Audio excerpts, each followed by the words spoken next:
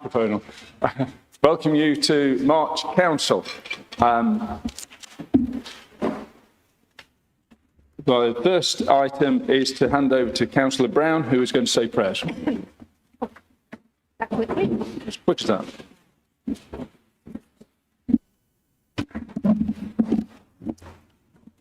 Just check, can you hear me okay?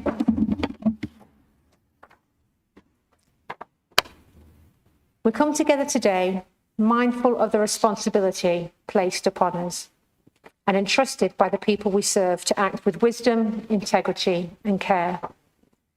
We ask to be guided in our work, that we may approach each discussion not with certainty in our own views alone, but with humility, recognising that none of us hold all the answers. Grant us the maturity to listen, to truly listen to one another, even when opinions differ from our own.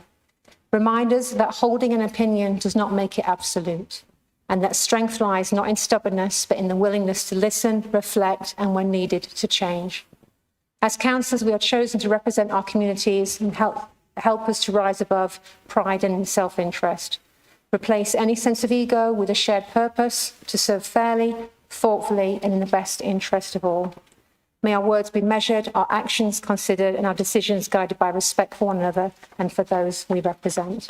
Amen. Amen.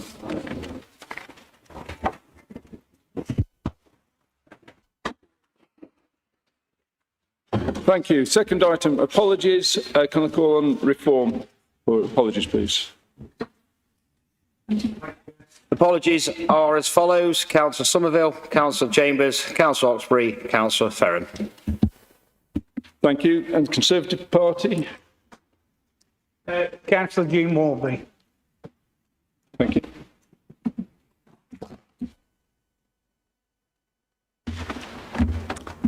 Thank you. The Green Party?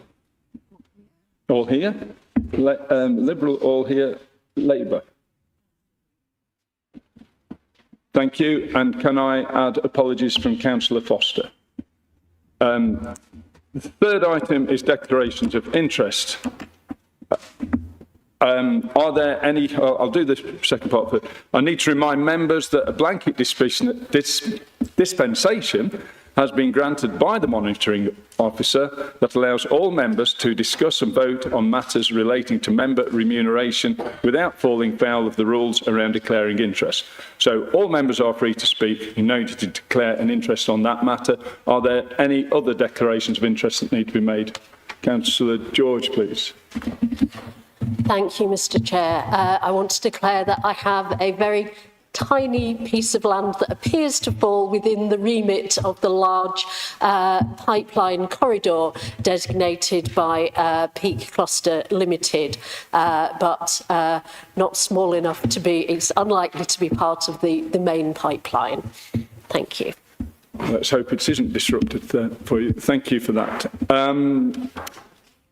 Chairman's announcements, housekeeping. This meeting will be live streamed and available for subsequent playback through the Council's website and YouTube channel. You should be aware that the Council is a data controller under the Data Protection Act. Data collected under the webcast will be retained in accordance with the Council's published policy. If any member of the public has concerns about this, please speak to a member of staff. Please ensure that mobile phones and IT equipment are set to silent. Please speak clearly into the microphone so that both councillors and members of the public can hear you, and a reminder that the voting buttons are being used. Please press the button once to request to speak, and once again at the end of your speech. No need to press it again. Please ask for assistance from Democratic Services staff that are present if you need help.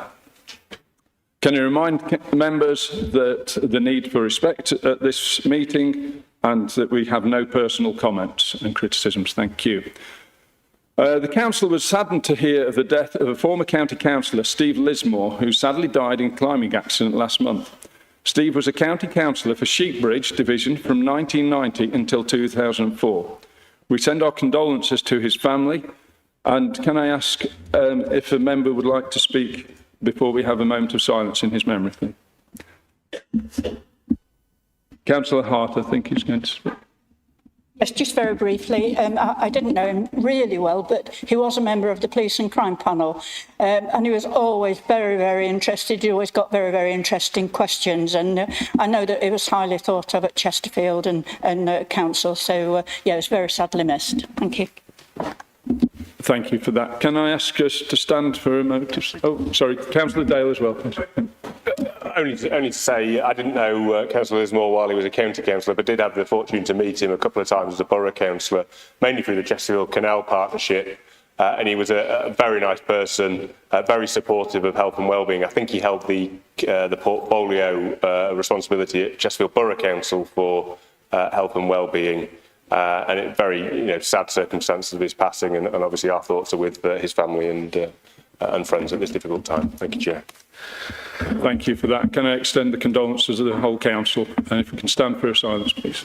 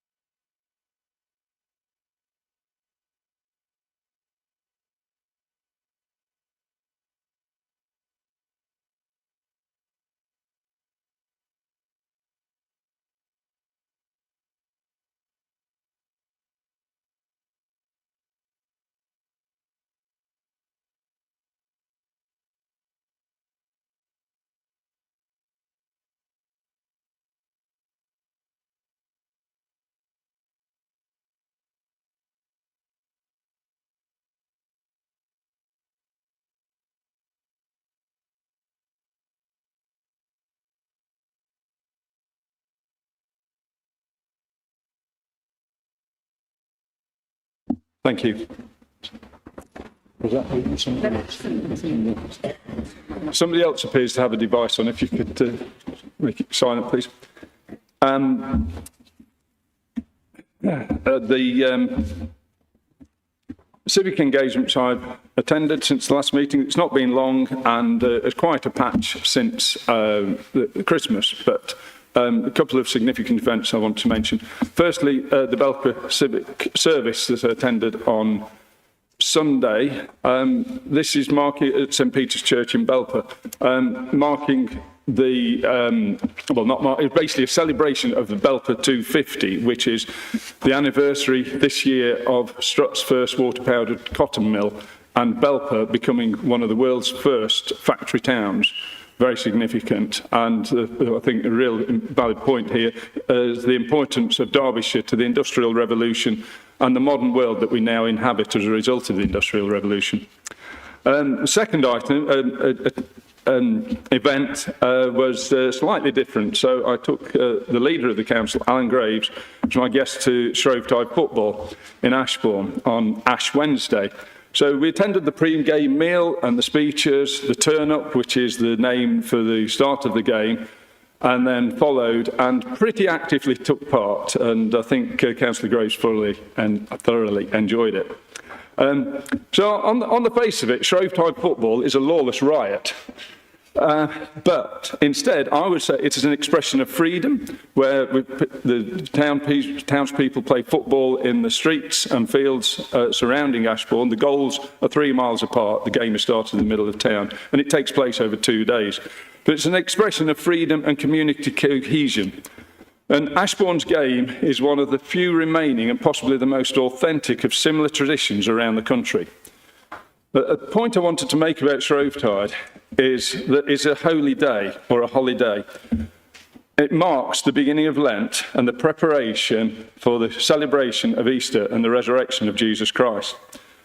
And whether you have faith or not, Christianity is embedded in our life, our culture, and our governance. And finally, on a similar note, this afternoon, the new Archbishop of Canterbury, Dame Sarah Mullally, will be installed as the first female Archbishop of Canterbury. And I would like to express our best wishes to her from Derbyshire County Council. That concludes that. So can I move on to the minutes? I would like to move that these minutes are approved. Could I have a seconder, please? previous meeting, 11th of February 26. Sorry, Councillor Dale. Thank you. I noticed there was a distinct absence in your chairman's remarks of any reference to Joe O'Sullivan, our former executive director who has now left the organisation. Usually on these sort of occasions, it is customary for members to be able to give our thanks to people like Joe. I think it's deeply disappointing that he's decided to resign. I think it's yet another example of a senior officer leaving this organisation, probably because of the administration. I'll draw my own conclusions. But I would personally like to have the opportunity to thank Joe for his commitment to Derbyshire and his solid hard work in support of this county council and the leadership that he showed. So if I could please record that in the minutes, Chair, certainly on behalf of the Conservative group, that we are very grateful for his contribution to Derbyshire. Thank you for that contribution. You're probably correct in the administration. I personally am not heavily involved in the workings of the council, and I think I'd heard in passing, so it is remiss of me. Does the leader of the council wish to say anything? I didn't have anything particular to say. I can see that it obviously affects the Conservative group. But yes, I like to thank Joe O'Sullivan for all the work he's put in for this council, and it's a shame to see him go. Thank you, and apologies for the omission. Excuse me. Right, so back to item 5, the minutes of the meeting held on the 11th of February. I'd like to move that these minutes are approved. Could I have a seconder, please? I'll go with Councillor Mabbott, thank you. Are there any comments on accuracy only, please?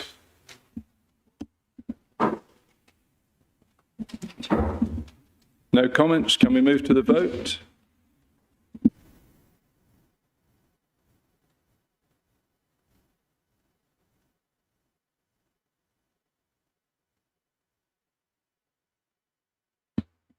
The minutes are approved. Moving to item 6, the report of the Leader of the Council and members' questions. Councillor Graves, please.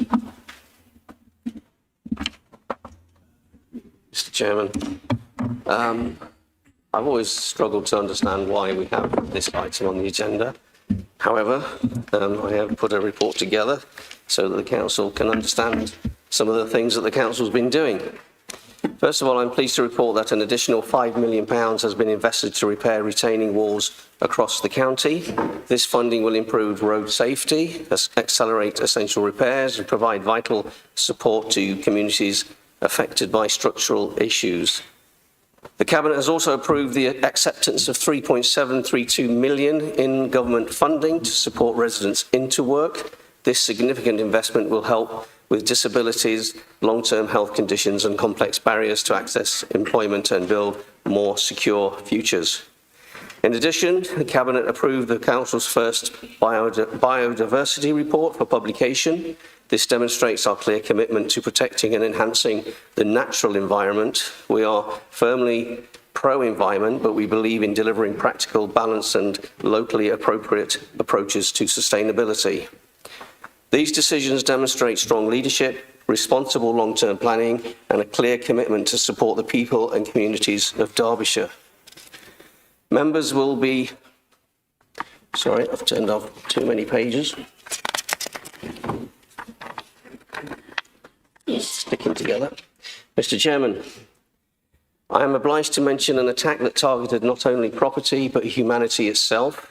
In Golders Green, ambulances belonging to a Jewish volunteer emergency service were deliberately set ablaze in an anti-Semitic hate crime. Let us be absolutely clear, this was not an attack on a community. These ambulances existed to save lives, regardless of faith, background, or identity, and to target them is both cowardly and morally indefensible. Such hatred has no place in our streets, our country, or our future. When anti-Semitism manifests in violence, it is not only the Jewish community that is threatened, it is the principle of coexistence itself. We must stand united, resolute in our condemnation and unwavering in our commitment to justice.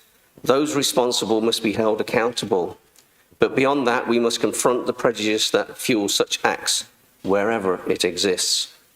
My concern is how such acts erode the trust, safety and the fabric of our shared humanity. We will not accept that. We will not normalise it, and we will not be divided by it. Thank you, Mr. Chairman. Thank you. Are there any questions that directly relate to the Leader's report, please? Councillor Major. Thank you, Chairman. Firstly, I'd like to echo the statements made around the anti-Semitism and the attack on the ambulance is terrible, and completely agree. Specifically, you mentioned funding for people out of work. Youth and employment's particularly high at the moment in the East Midlands, and obviously we've got a specific issue in Derbyshire with Denby Pottery. Is the County Council doing anything to support those workers? There's very little that the County Council itself can do unless we want to start giving them money to stay afloat. They are actually a business and they need to be sustained by business.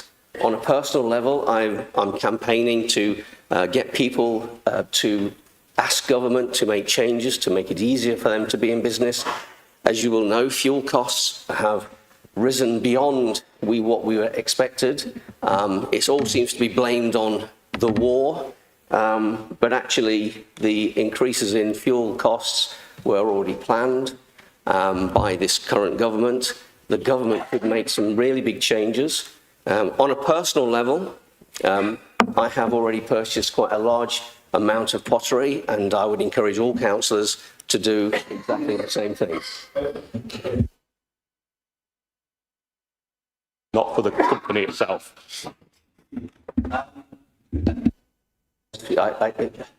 Support for the workers is actually keeping the business going. You know, unfortunately, they become part of a workforce that needs to look for more jobs, and we are doing quite a lot, as the report mentioned, about trying to get people back into employment. We're also doing quite a lot of work with MCA along the same lines. We also have an apprentice scheme that we've started, which I must congratulate Councillor Sarah Reaney for instigating all that. So yes, there's quite a lot, but not specifically for the Denby Pottery people. They will be part of the people that are suffering with redundancy over their heads, which hopefully we can see Denby Pottery stay as it is, because it's a very valuable part of our historical heritage, and it's very important to Derbyshire. Thank you. Can I remind you, the councillors that I shouldn't be as laid back as I am at times and let you just jump up and ask questions. This isn't a time for interaction, and when Councillor Brown is in the chair, you won't get away with such things. But thank you. Right, moving on to public questions. If there's no further questions for the leader, and the first question is from Mr. Ingham, if you would like to come down.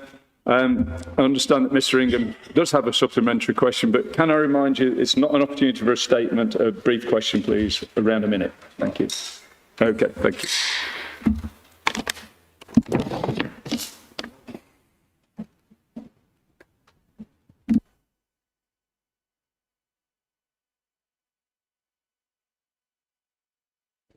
Okay. Good afternoon, Chair, members of full council and Councillor Lawson.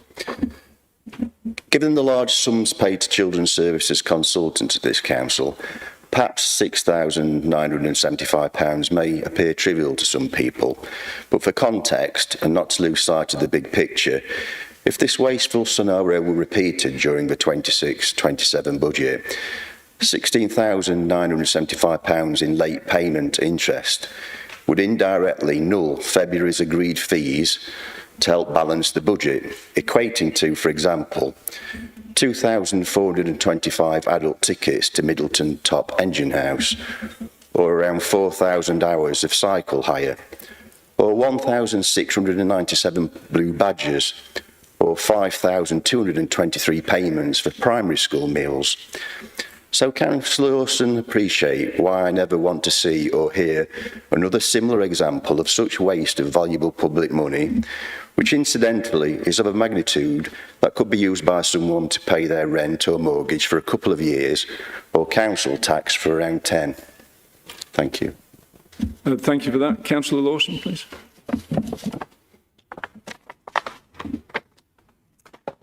Thank you for your supplementary question. Yes, the Cabinet title suggests my main objective is to get this council as efficient as possible, and that means cutting waste wherever it's seen. So, of course, yes, it's my priority to cut waste wherever it's found. And so all of your comments will certainly take it on board, and I'll investigate anything that comes to light. Thank you. Thank you. Thank you both very much. The next public question was from Mr. Atkinson, and I believe you have a supplementary question, Mr. Atkinson, if you come to the lectern. I was going to say the stand, but the lectern. And again, a brief question, please. Thank you, Chair. Can Councillor Hill explain why no advance notice was given to local representatives before Derbyshire County Council removed the bus shelter on Tamworth Road in Sawley, leaving only a tarmac base and no replacement? As a borough councillor for Sawley, I personally received no communications, nor did anyone at the parish council. And why, despite the impending transfer of responsibilities to the East Midlands Combined Authority, did work commence without a clear timetable of completion? What was the reasoning behind this decision? And does Councillor Hill consider it acceptable that residents are now left without shelter, exposed to the elements on days like this, with no clear timetable for replacement?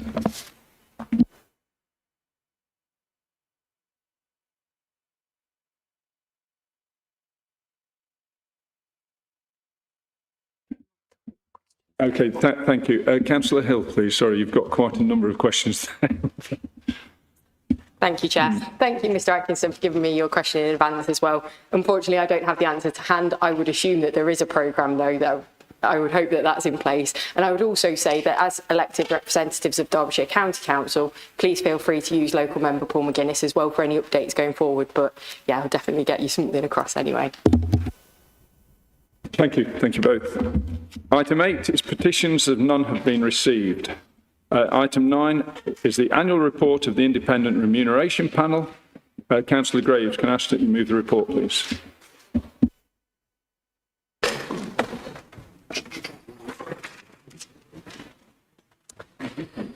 Members will be aware that the Independent Remuneration Panel is required by legislation to meet regularly to keep the members' scheme of allowances under review.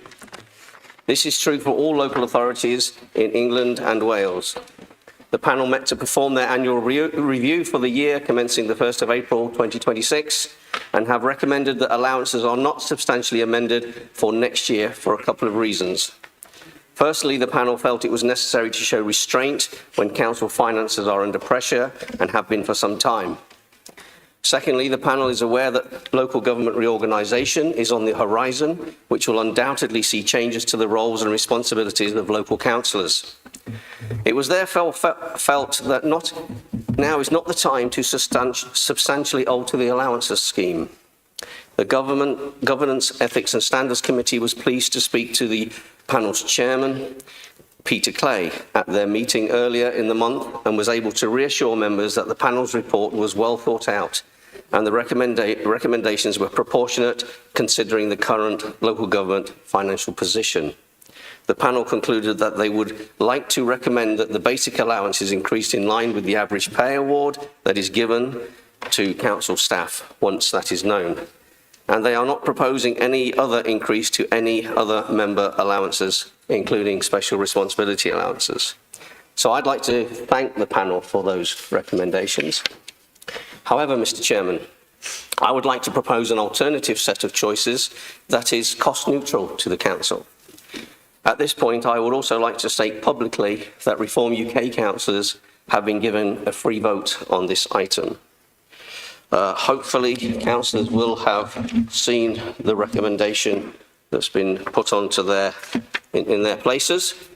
I can say none of my members came into this council to line their pockets, and some didn't even know that they received any form of payment for being a councillor. Mr. Chairman, I understand that all members have been given this new set of recommendations, but for clarity, I will read them out. The Council thanks the Independent Remuneration Panel for their recommendations as set out in the report.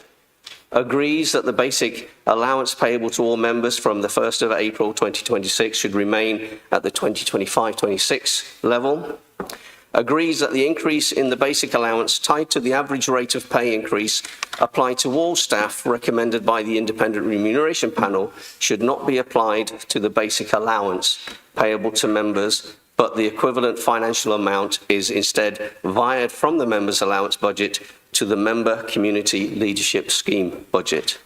Such amount to be calculated by the Director of Finance once the pay award for employees covered by the NJC pay rates for local government services agreed. The Director of Finance is authorised to wire the necessary budget accordingly. Also agrees that the special responsibility allowances payable to all members on the 1st of April 2026 should remain at the 2025-26 level, except for the special responsibility allowances paid to the main opposition group leader, which shall be reduced from 45% to 30% of the allowance paid to the leader of the council.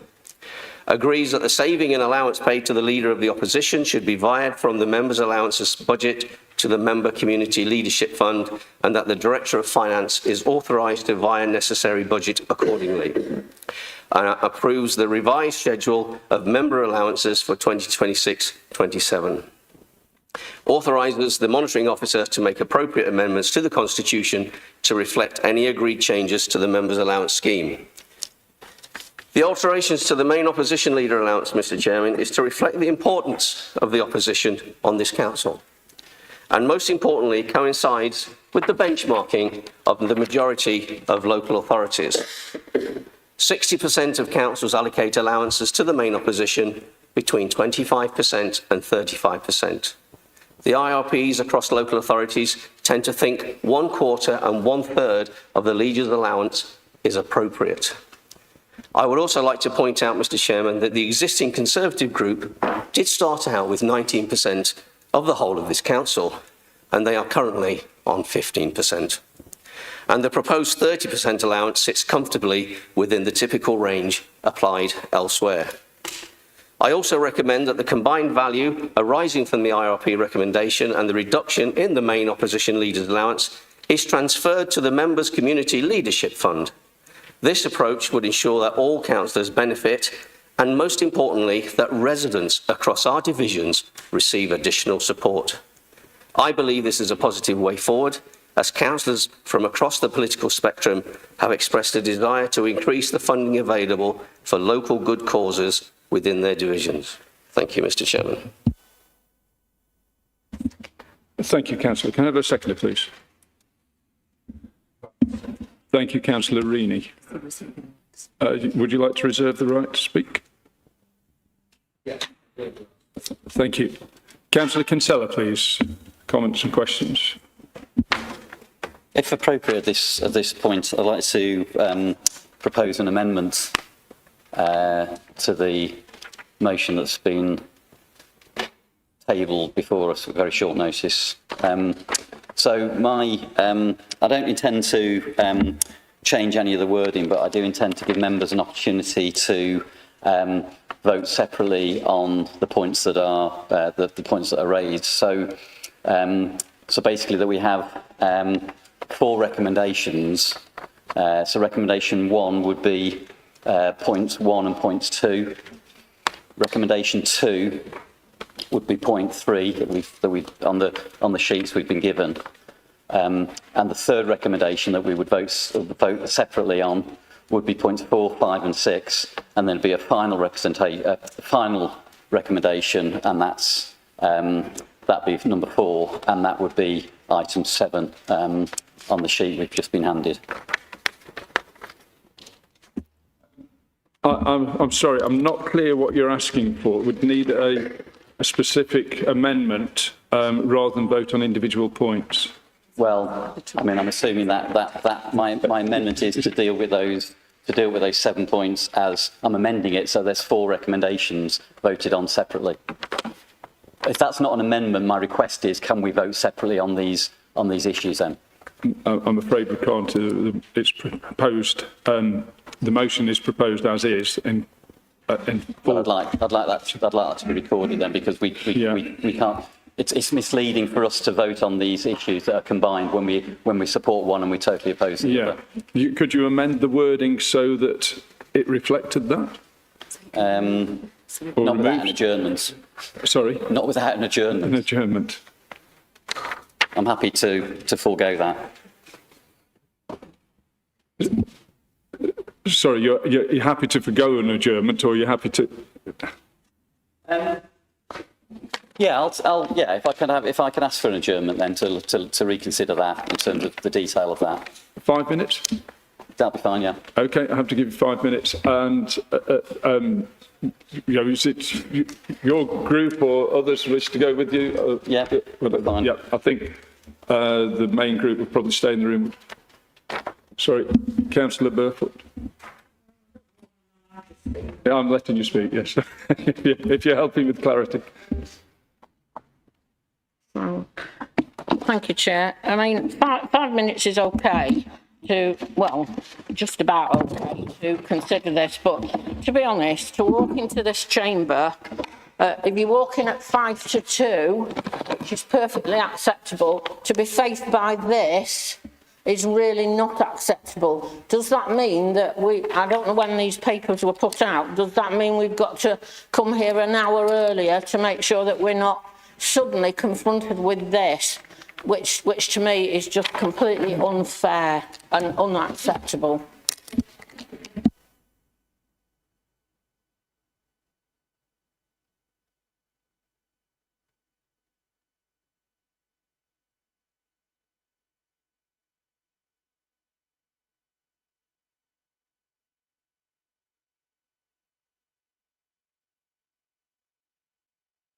I'm afraid there was no requirement to give me any previous notice, but I've had a proposer for an adjournment. Can I have a seconder for the adjournment, please?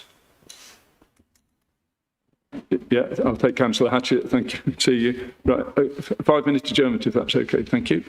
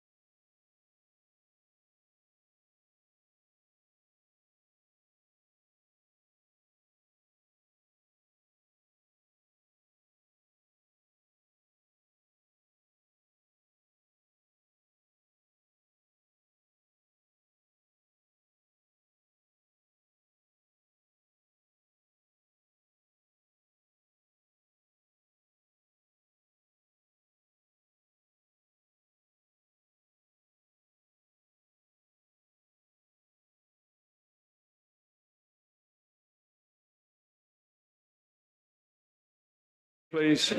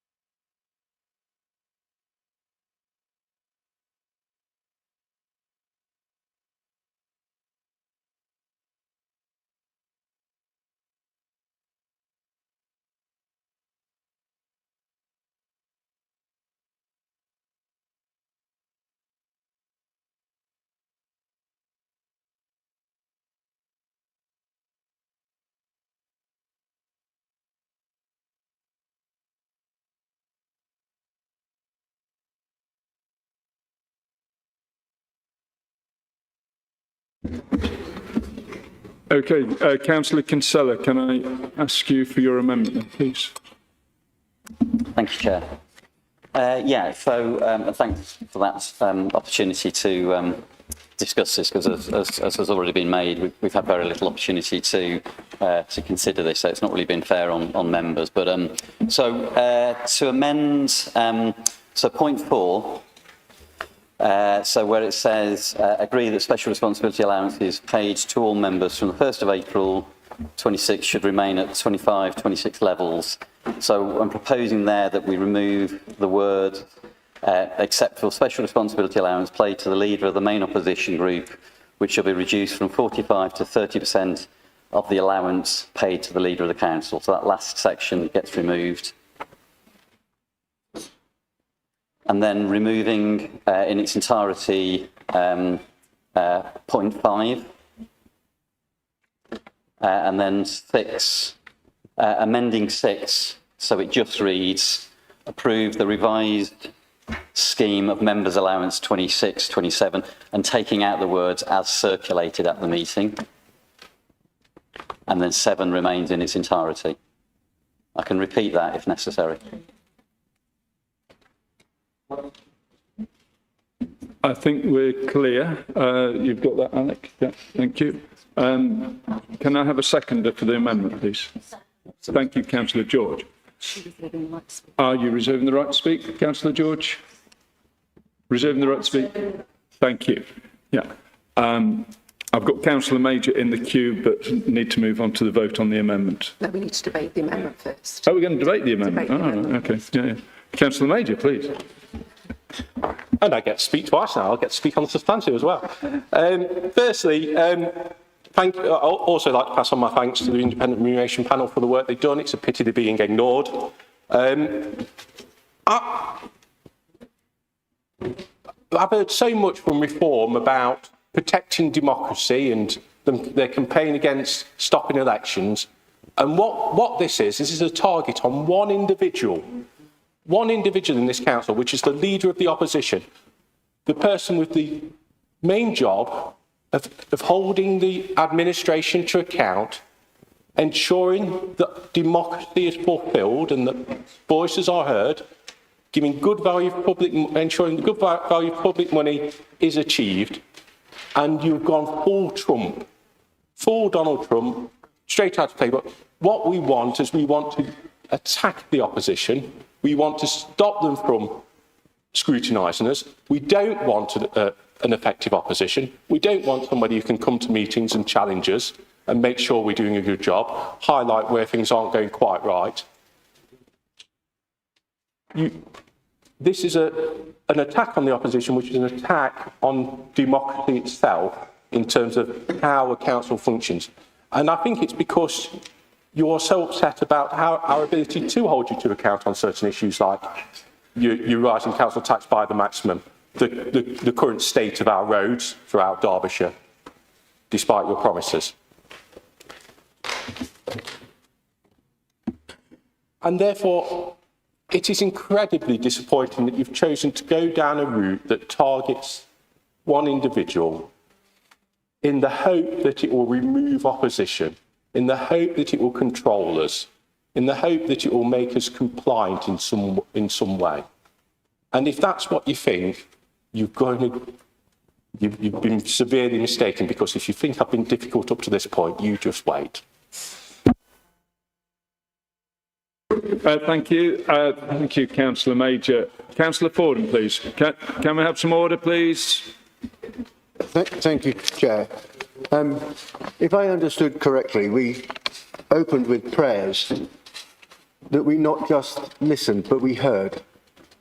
And I think this is important in this regard. We then had your own opening of the council, where you said we shouldn't name people individually and pick on people individually. And then, as I understand it, we have a motion here which does precisely that. The very point you implored that we all adhere to. And you're proposing a motion that has that effect. Many years ago, in 1998, I was elected as a very young and naive councillor in Stoke-on-Trent. And the Labour councillors there, it was 58-2, the council composition. And the Labour councillors there voted through a remuneration report that gave them quite a significant increase in allowances. And I criticised them for it. I've said it before in this chamber, I was wrong. Making political hay out of allowances is foolish. And I say that both to those of you who are proposing this motion and those of us who might want to vote to save ourselves money and then say that we didn't do what the controlling group wanted. I suppose my question to Councillor Graves is, you are the controlling group, you're leader of the council. Do I understand you correctly that when the independent remuneration panel met, you made a recommendation that the leader of the opposition didn't do sufficient work or should be brought in line with others? You made that submission, they considered it, they ignored you, and you're now dealing with it afterwards? Or is it in fact the case that the opposition, that the remuneration panel met and you didn't make this recommendation for them to consider? That you didn't put forward evidence? Councillor Lawson, did you, seeing the financial opportunity here to increase activity in members' allowances, did you put forward this to the independent remuneration panel? Chair of Governance and Ethics, Councillor, did you put that forward to the remuneration panel? I don't think you did. I'm guessing blind and I'm happy to be corrected. But I think you saw the opportunity to score a goal. Now, in the Nolan Principles of Public Life, resolutions that seek to identify an individual by name or by their role are considered to be not in the spirit of public politics.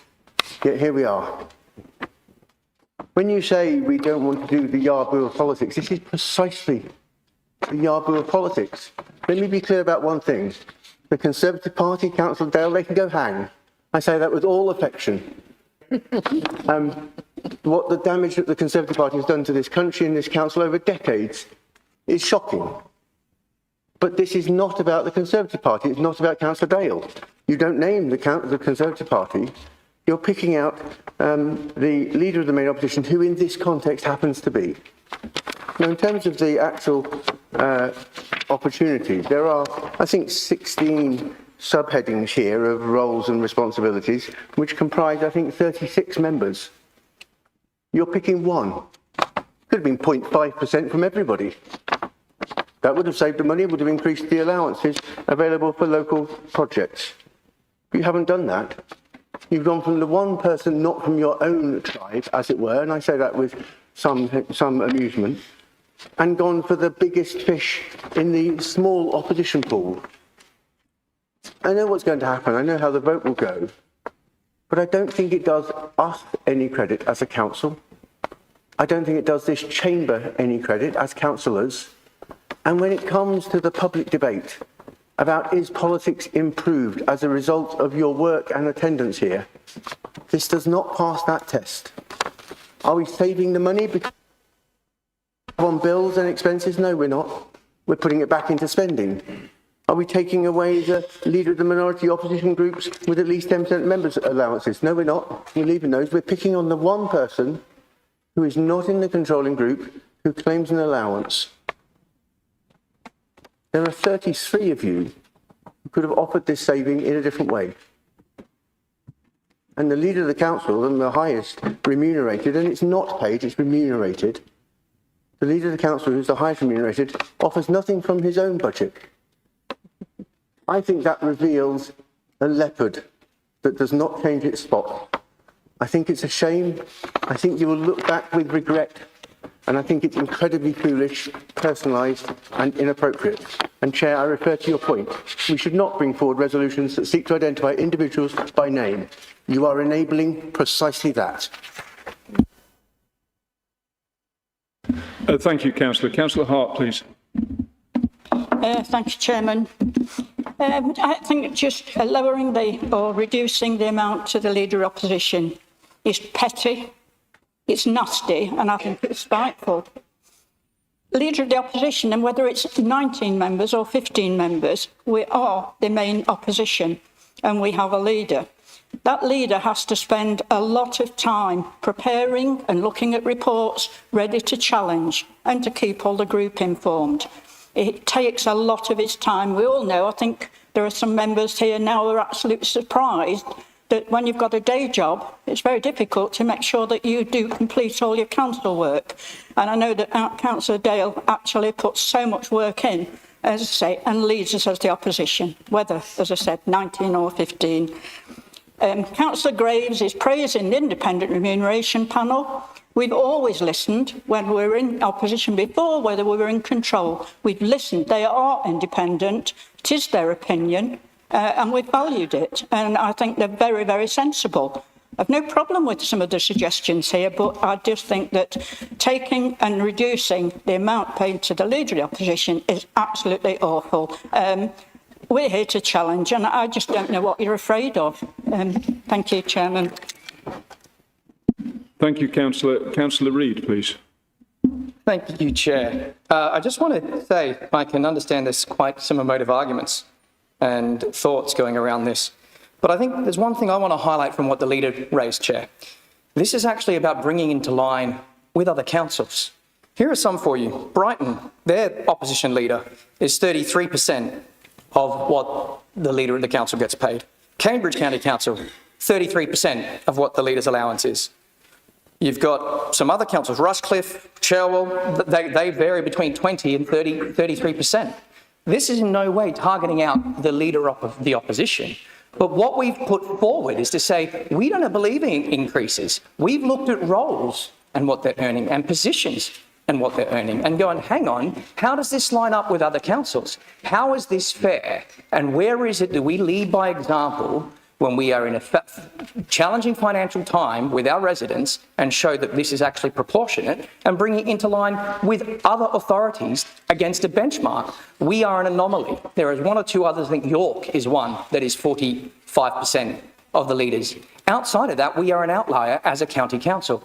This is not a target at anyone. This is about making sure that this is fair across the board, that we're benchmarked across other councils, and we're doing it in the right way. So for me personally, I know Councillor Dale quite well, and I get along with him and respect him in his role in District Council and elsewhere. And I think he is a fantastic member who does a great job at providing effective opposition in this place. This is in no way targeted to him, but it's recognising within our remit as the administration to look at where we think we can make savings, where we can be fair and bring into line for the public purse. And that's what this is about. So for me personally, I won't be voting for the amendment. Thank you, Councillor. Councillor Snowden, please. Thank you, Chair. I think a lot of the members here would actually agree that we should be freezing allowances across the board. There's a lot of people mentioned this, and it is a position. We've got a cost of living crisis in the country, and I think it's a good gesture towards the residents that elected us by freezing our allowances that we don't need to take extra. My problem with this is the timing. If you looked into the allowances paid elsewhere and quite reasonably decided that we should fall in line with what other councils of our size and type pay for the various roles, that's fine. I can understand that. And I agree with, the points that Councillor Graves is making in terms of comparisons with other councils. What I can't accept is the timing. To get a piece of paper 10 minutes before the meeting starts is really unacceptable. It doesn't give us time to absorb the contents of it, to think about counter-arguments. to even discuss with colleagues what position should be taken on this proposed amendment. Because I don't think it's a motion, it's more of an amendment to the report paper that was put out.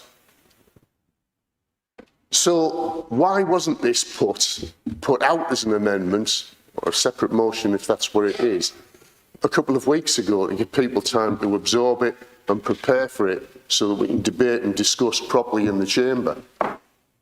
I just don't think that this has just come up this morning and you had to rush out the paper on it. I don't think it's acceptable to try and ambush people at these meetings by dropping in additional papers 5 minutes before the meeting starts. Thank you, Chair. Thank you, Councillor. Councillor Hobson, please. Thank you, Chair. I think it's a peevish and spiteful act to put a paper 5 minutes before the council meeting when you've obviously discussed this and you want to do it. And I would agree, you know, slice up some of everybody's allowances, but to identify the leader of the opposition, it's spiteful, it's mean, it's uncalled for, and I'm really disappointed in this council. Thank you. Councillor Dale, please. Thank you, Chair. I probably wasn't going to speak on this debate, but I thought I'll throw my 2 pence in. It is about me, after all. I think the first thing to say is who needs enemies when you've got friends like Councillor Reid? So thanks very much for that, very much, mate. Sorry, on what grounds is this point of order? Suggesting this is directed at him. It's not directed at him.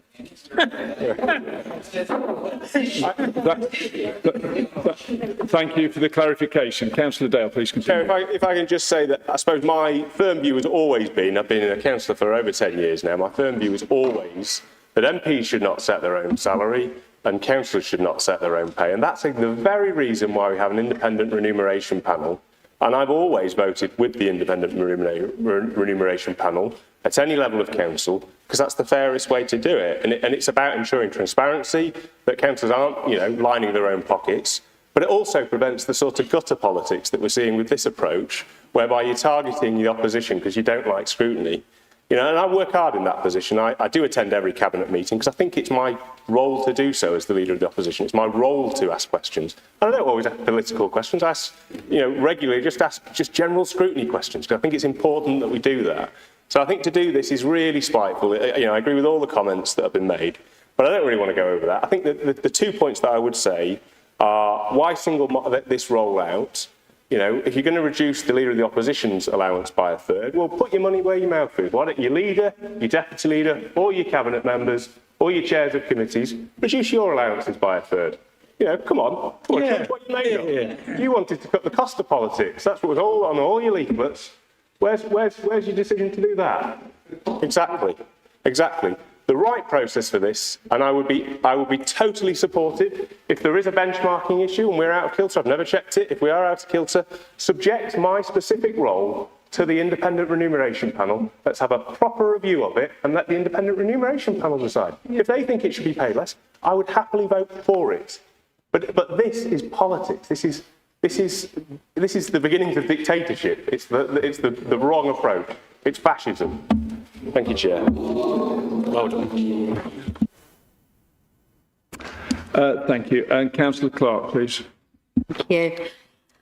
Councillor Reid spoke about this is just about bringing into line to justify what was put in the motion against the reducing the leader for the opposition's allowance. He talked about, in his speech, he said, doing this the right way. How can this be the right way if you've not communicated to that individual prior to the meeting? How can that be the right way when there's going to be a reduction? You wouldn't do it for staff. We're all human beings who have our own lives, our own finances, our own circumstances. Reducing somebody's wages without any consultation in this sort of way is absolutely, totally unacceptable. And then for somebody to stand up and say that it's the right way, well, I'm sorry, I have to totally disagree with that, and I think it's a shame. Thank you, Councillor. And Councillor Hatchett, please. So, echoing really the kind of outrage really that this whatever it is, a motion or amendment or whatever it is, has been brought to us today. Just to point out that the Governance, Ethics and Standards Committee considered the report of the Independent Remuneration Committee on the 5th of March. We received the report a week ahead like you would. So it's been out there for a month. Why has this suddenly become this, emergency motion today? I think it's disrespectful to all of the members in this council to be expected to be bounced into this sort of decision at such short notice, really for no reason. And the other thing is, echoing what other people have said, we have an independent remuneration committee or whatever it's called, sorry, panel. That's why we have it. So we shouldn't be just sort of coming up with random changes to it. Thank you. Thank you, Councillor. Councillor Ford, please. Yes, Ford, please. Yeah, thank you, Chair. I mean, obviously I've been around a while and this crass and puerile act has been tried before. The Labour Party, when they were in control, did it. I think they did it over two of our leaders when we were in opposition, Andrew and for Barry. It's a bad sign. What does it show to people who might be wanting to enter politics? If they enter politics at our level, we do get a little bit of a remuneration, which obviously helps the younger members. But then you get to a position where you've got a little bit of authority, a bit of control, and then a party can come along at the very last minute and slice that away from you.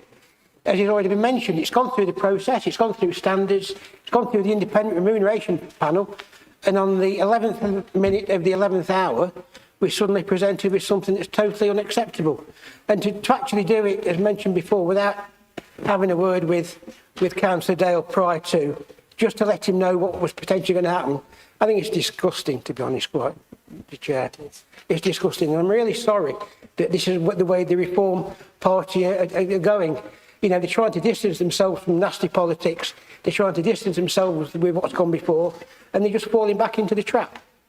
And I feel sorry for Alex if it goes through, but I feel more sorry for us as a council that we've actually let it go through.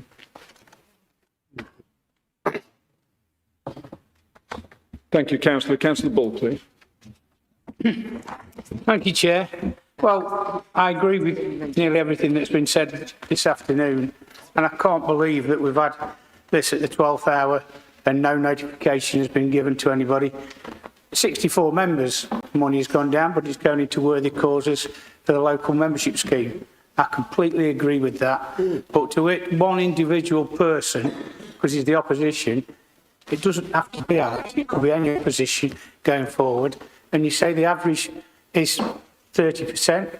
Well, why are we using the panel if we're not going to go by what they think? Yeah. If they'd have thought he was only worth 30%, they would have put it in the report back, what would have come to council, and this would have been a 5-minute exercise. Now, it could be one of the 7 o'clock exercises. It's just ridiculous that one individual has had their money slashed.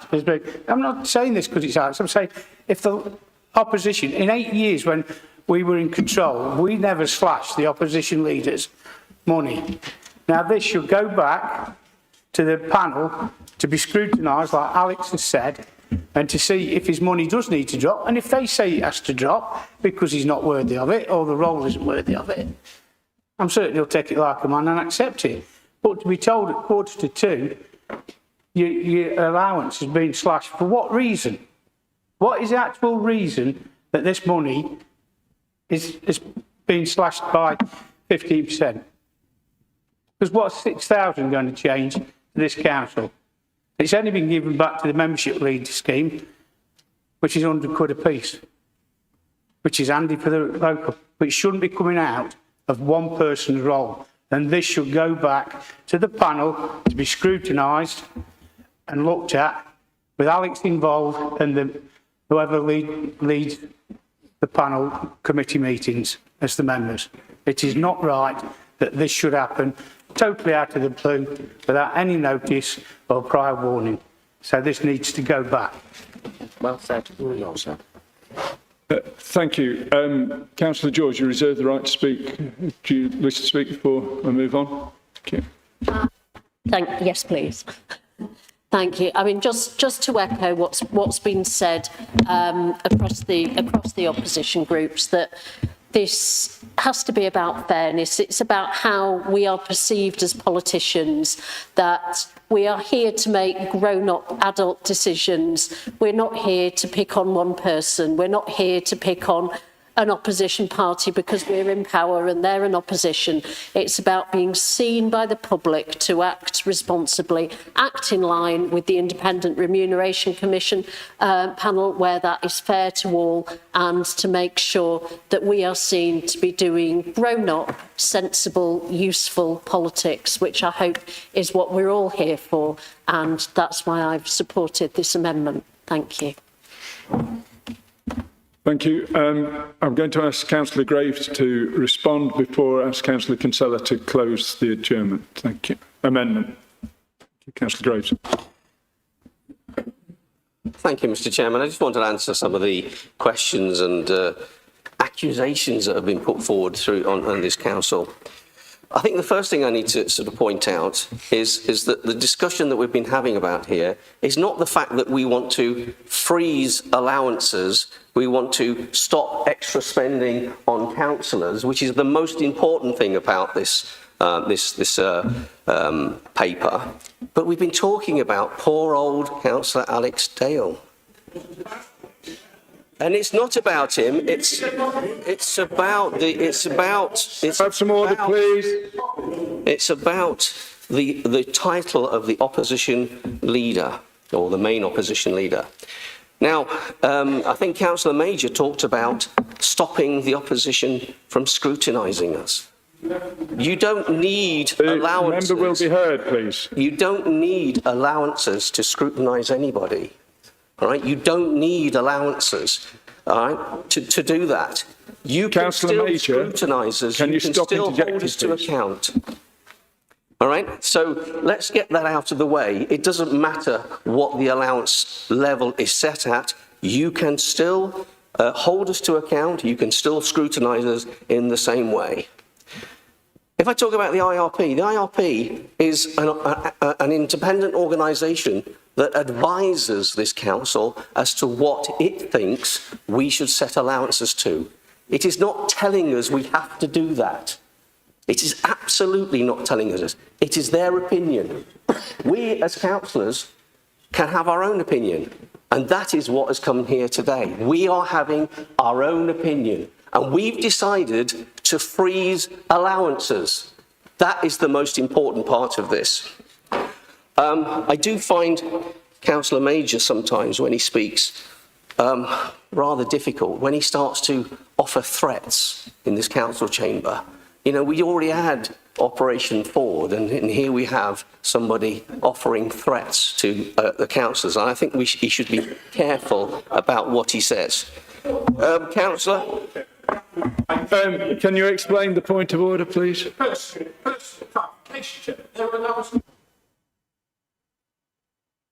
The comment that was made was, if you think that I'm not holding to account now, boy, will I be more robust in my opposition in the future.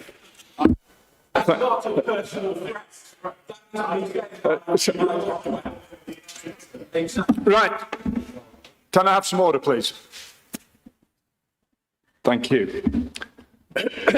Right. Councillor Graves, can you finish, please? I think it was Councillor Clark that talked about wages. And she obviously doesn't understand the difference between an allowance and a wage. We are not employed in the same way. We get an allowance to be a councillor, to represent the people that have elected us. We do not get a wage for it. So it is not the same way. You did. You did. It's on the camera. And just to go back to Councillor Dale, he talked about us showing restraint. I believe before we came here that the allowances here were reduced by 19%. I think that was quite a fair thing to do, and I think we should accept that. So Mr Chairman, we are not accepting this amendment. Thank you. Councillor Kinsella, would you like to close the debate on the amendment? I'll be brief. I think it's quite clear the opposition groups have united and are clear that this is naked politics, and it is shameful. I think maybe we should appoint Councillor Reid to the chair of the independent remuneration panel. His naming of 4 councils as evidence as to why they've made this decision. How weak an explanation is that to list 4 councils? Where is the evidence for that? And aren't we undermining that remuneration panel? Aren't we undermining their decision? They're called an independent remuneration panel for a reason, not because we then override what they've decided. It really does undermine politics. It looks poor in the public's eyes, and people will reflect upon this. And the idea that Reform are changing politics, the idea that Reform are doing something different, the idea that Reform are saying to people, no more two-party politics, no more Labour, no more Conservative. You're exactly the same as those 2 parties. You're exactly the same politicking, the same pettiness. It really is hugely disappointing. I think when you first came into this chamber, there was a degree, I could see it in a lot of you, there was a degree of respect and there's a degree of kind of humiliation, humbleness. Thank you very much. So there's a degree of humbleness from a lot of the members in this party. I don't see that anymore. You have changed over the last kind of year or so, and this is just an epitome of that. It's an example of that, and it's shameful, absolutely shameful. Thank you. Right, we're now going to vote on the amendment. So it's the text you've been looking at with the words removed or struck out. So we're now going to the voting screen. So if I can ask you to vote, please.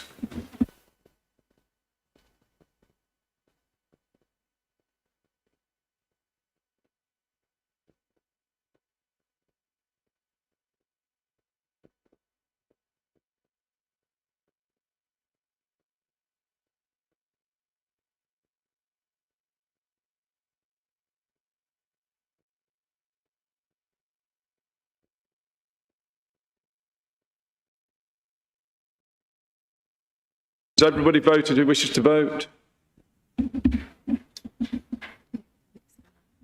The amendment has been lost, and we now return to the original substantive motion and the debate on that. I believe Councillor Major was waiting to speak on the original motion. Am I remembering? Does anybody wish to speak on the original motion before we close that? Move to it. So, Alec. You've got some indicating. See, Alex moved to vote. Councillor Gourlay, then, please.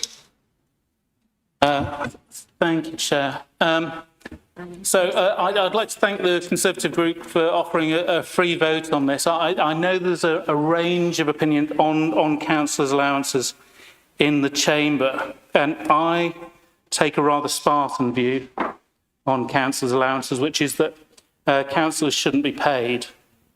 I've spoken before about this. We regularly praise volunteers, church wardens, scout leaders, people who quietly hold communities together, and they do it without pay. It's hard to explain to them why we set a different standard for ourselves. Now, I've read through this version, and it does slightly make progress on previous pay packets for councillors, but it doesn't go nearly far enough for me. I mean, I would be satisfied if the basic allowance was zero. I'd be able to honestly talk to my neighbours about it being a voluntary role rather than receiving a taxable income.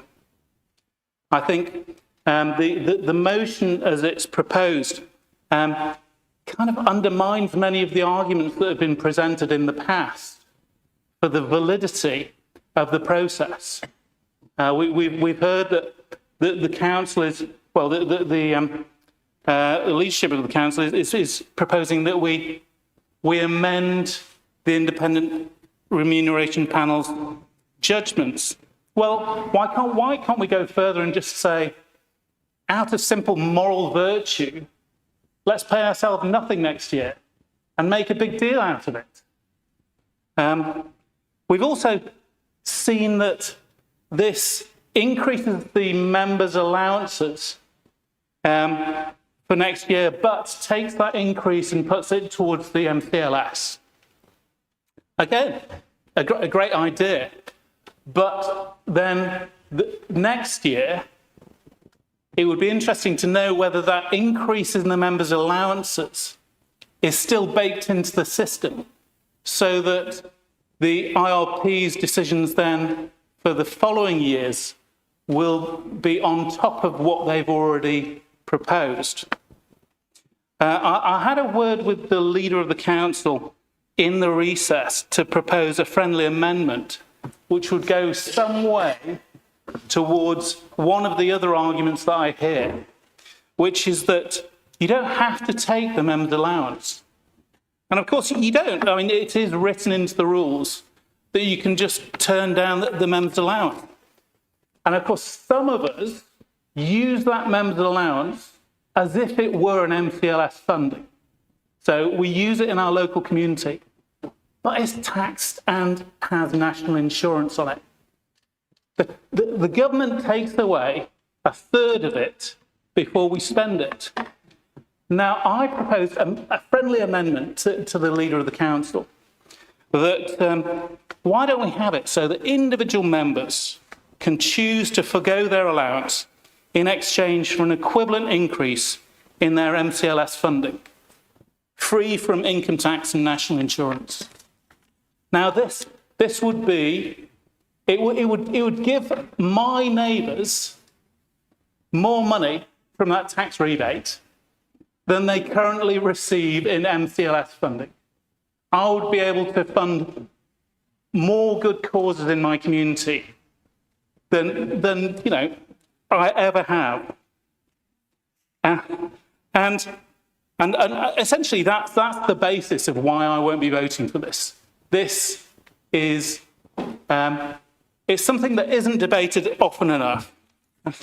I mean, the only benefit of seeing this once a year, in my opinion, is to remind ourselves just how much we are paid and to try and get the attention of those two journalists at the back that the leader of the council receives £70,000 a year from Derbyshire taxpayers, 55,260 from this council and another 15,000 from Derby City Council, which is, Councillor Snowden mentioned the cost of living. And I saw there was a press conference a couple of weeks ago in New Haven, which was a Reform press conference on the cost of living. And of course, the leader of the council turns up in a personalised Bentley, and he's affording it on the tax dollar.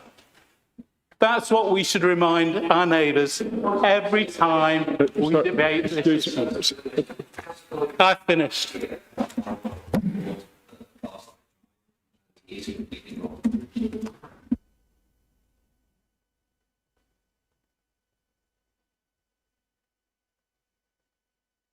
Can I come back to Councillor Good? What you were proposing, an amendment, I think is...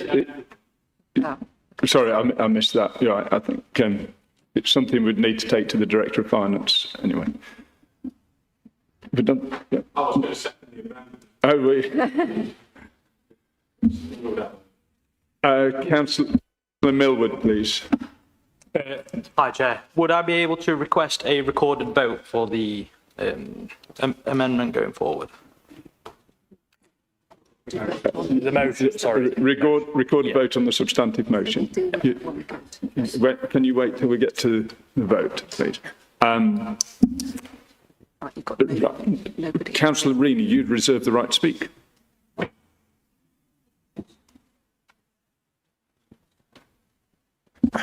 Thank you, Chair. I think the debate has raged back and forth in response to Councillor Gawley's fairly superb offer of being able to work for free. I think I need to make a general point that not everybody is in such a lucky position.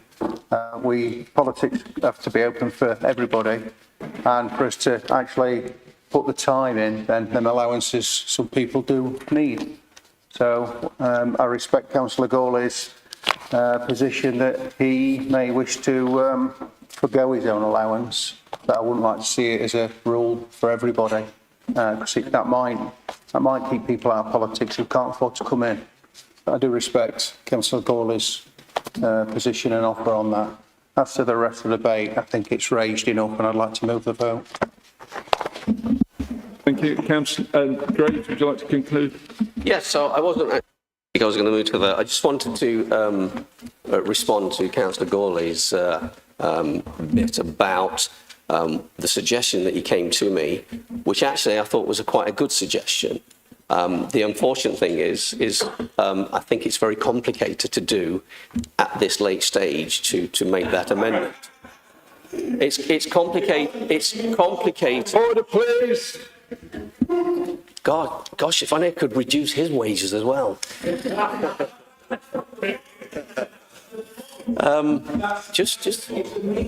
Councillor Major, can you please listen to the speaker? You are not a good advocate for your party. Right. Actually, Councillor Gawley did come up with a very good suggestion. However, I think it's extremely complicated because it's about individual councillors making that choice so that they could increase their membership leaders scheme by 30%. And as Councillor Rini had said, Councillor Gawley is obviously in a very good position to be able to do that, but there are many people in this chamber that aren't. But I just wanted to make the point that I did think it was a good idea. I just don't think that I could have amended it so easily in today's meeting. What I have suggested to him is that he takes it to the IRP and recommend it as an alteration so that we can bring it back.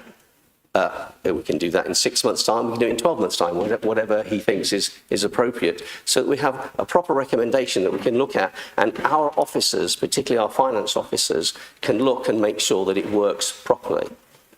I move this to the vote, Mr. Chairman. So, Councillor Millwood has indicated a recorded vote. You need 5 votes to stand. Thank you. Councillor Millwood, do you need 5 colleagues to stand to request a recorded vote? I think that'll cover 5. Thank you. So, Alec, can I ask you to record the vote, please? So, the vote, you're going to explain, Alec, shall I?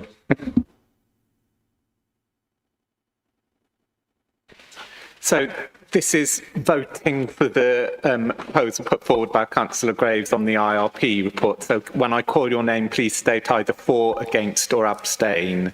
Councillor Adams. For. Councillor Barnes. For. Councillor Benfield. For. Councillor Bent. For. Councillor Bromley. For. Councillor Brown. Abstain. Councillor Bull. Against. Councillor Burfoot. Councillor Clark.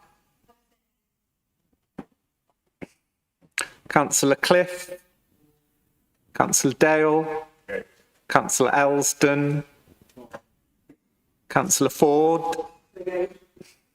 Councillor Fordham. Councillor Furness. Councillor Gates. Not here. Councillor George. Councillor Gawley. Councillor Graves. Councillor Gruby. Councillor Hallett. Councillor Harper. Councillor Hart. Councillor Harvey. Councillor Hatchett. Councillor Hatfield. Councillor Hill. Councillor Hobson. Against. Councillor Hodgson. Councillor Hunter. Councillor Isherwood. Councillor Kinsella. Councillor Lawson. Councillor Mabbott. Councillor McGuinness. Councillor Major. Councillor Matthews. Councillor Millwood. Councillor Monkman.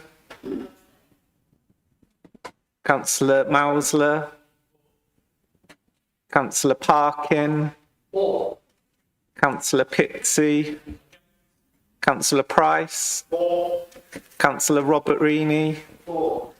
Councillor Sarah Reaney. Councillor Redfern. Councillor Reid. Councillor Melandra Smith. Councillor Richard Smith. Councillor Snowdon. Councillor Sutton. Councillor Taylor. Councillor Turrell. Councillor Wheelton. Councillor Whitbread. Councillor Wilson. Councillor Wood.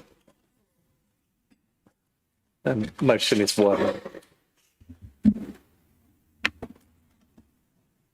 Thank you. Moving on now to item 10, to approve a change of committee memberships. Can I ask Councillor Taylor to move the report, please? I move the recommendations in the report, Chair. Could I have a seconder, please? Thank you, Councillor Graves. Are there any questions, contributions from members on these changes, please? Can we move to the vote?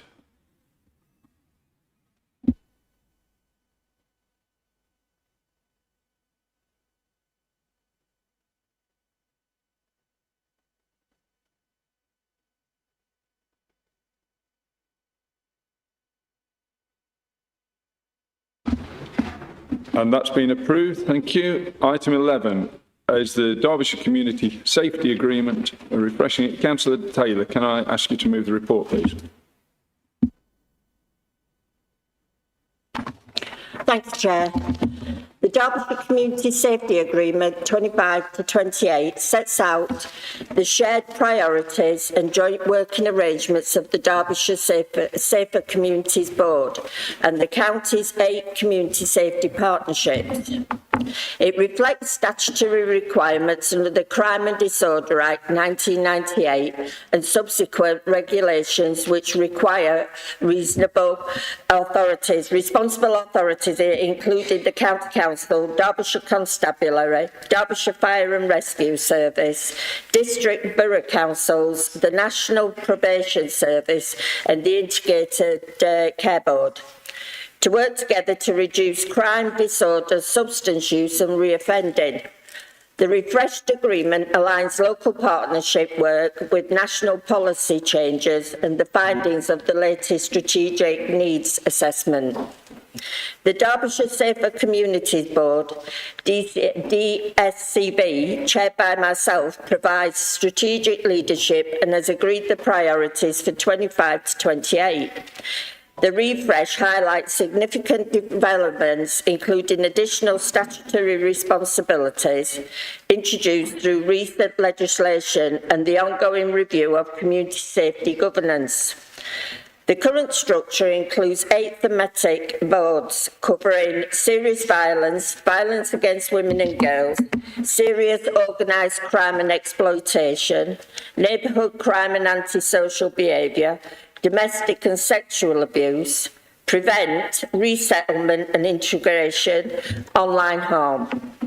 A new governance model is proposed for implementation by April 2026, aimed at strengthening accountability and improving delivery. Council is asked to approve the Community Safety Agreement as it forms part of the Council's policy framework. The agreement has been developed in consultation with all responsible authorities and relevant stakeholders. There are no direct financial, HR or IT implications arising from the report. and the CSA supports the council plan priority of enabling empowered, safe, healthy and resilient communities. Producing a community safety agreement is a statutory duty, and failure to do so would constitute non-compliance with legislative requirements. So I would like to move the recommendations of this report, Chair. Thank you. Thank you. Can I have a seconder, please? Councillor Graves, thank you. Does anybody wish to speak? In that case, can we move to the vote?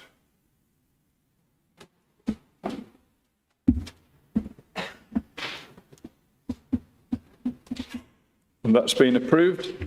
Moving on to item 12, the pay policy statement for 2026. Can I ask Councillor Graves to move the report, please? Thank you, Mr. Chairman. This is a standard report that we get every year. It's about pay for our staff, and I move the recommendations as printed. Thank you. And a seconder, please. Thank you, Councillor Rini. Are there any questions, contributions from members, please? In that case, can we move to the vote? Oh, sorry, Councillor Kinsella, please. Thank you, Chair. Just a quick point, really. It's a bit of a footnote in the report, but it's probably quite significant to most of our women employees. So it's relating to our legal obligation to publish information on the pay gap between male and female employers, which we have an obligation to publish that information. You probably won't have seen it because it's merely a link in the report, in the policy statement actually. So when you dig into that, you see that male employers receive 10% more per hour than female employees, and it has to be acknowledged that that pay gap has been reducing over a period of time. I think since 2019 it is reducing. It still remains a significant difference. And as I say, we have a legal obligation to publish information and show how we as a council are working towards reducing that pay gap. And it's really just kind of the very little detail in the report as to what we're doing to achieve that reduction in pay gap. So we'd be interested to hear the leader's comments on that. And also there's an inaccuracy in on the website. When you click through to that link, it says we don't pay performance-related bonus payments, when actually we do now pay those performance-related pay payments. So that needs to be amended on the council's website.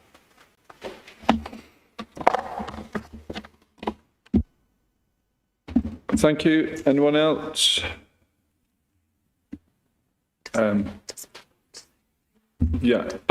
Councillor Graves, do you wish to respond before we close? Thank you for your comments, and I've taken them on board, and I will double check and make sure that we look particularly into the pay difference. Obviously, the other item you mentioned is clearly a mistake. Thank you, Councillor Graves. Can we move to the vote, please?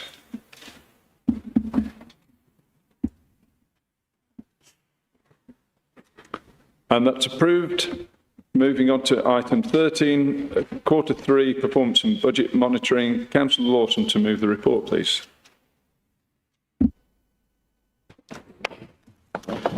Thank you, Chair. This is the report to obviously update the council on performance monitoring and budget outturn for the third quarter.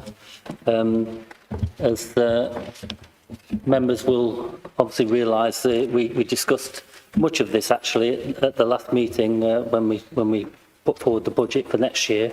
This is a slightly revised Q3 set of numbers because there's been a bit more information. Obviously, we're a month further on, and I'll point out really that the major changes are identified at point 4.3 between this report and the previous report that was brought last month.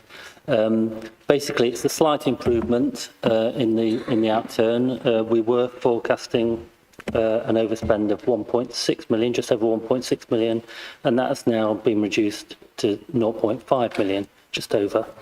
And again, the major differences are all explained in item 4.3. So, like I say, other than that, really, the report's very similar to the one that was brought last month, so I won't waste anyone else's time by going over what we already discussed last month. So I move the recommendations in the report at section 9 in the report. Thank you. Thank you, Councillor. Could I have a seconder, please? Thank you, Councillor Graves. Are there any questions, contributions from members, please? Councillor Benfield. Yeah, thank you. Just on the section 4.3, can you just acknowledge that that's a mistype on, it says there's a 0.505 million underspend. Should that be an overspend?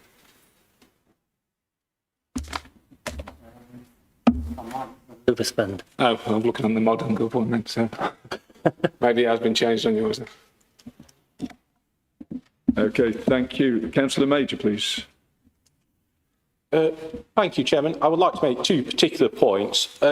One is on the borrowing costs. I note in the outturn the underspend within borrowing costs.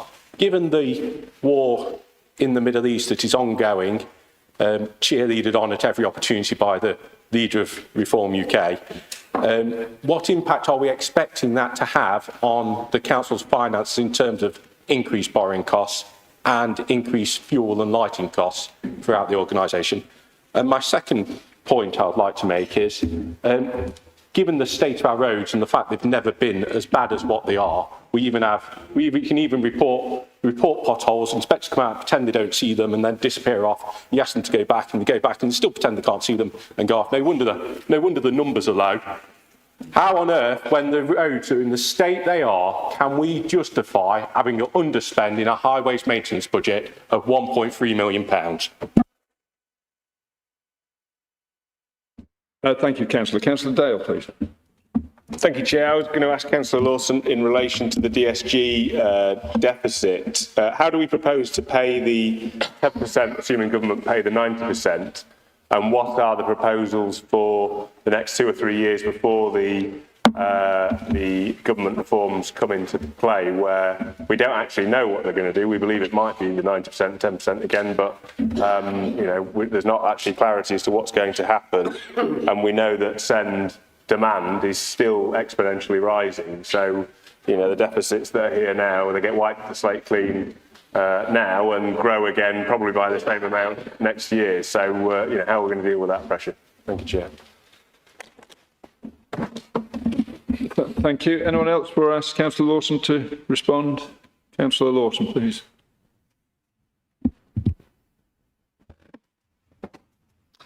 Well, first of all, thank you for your contributions there.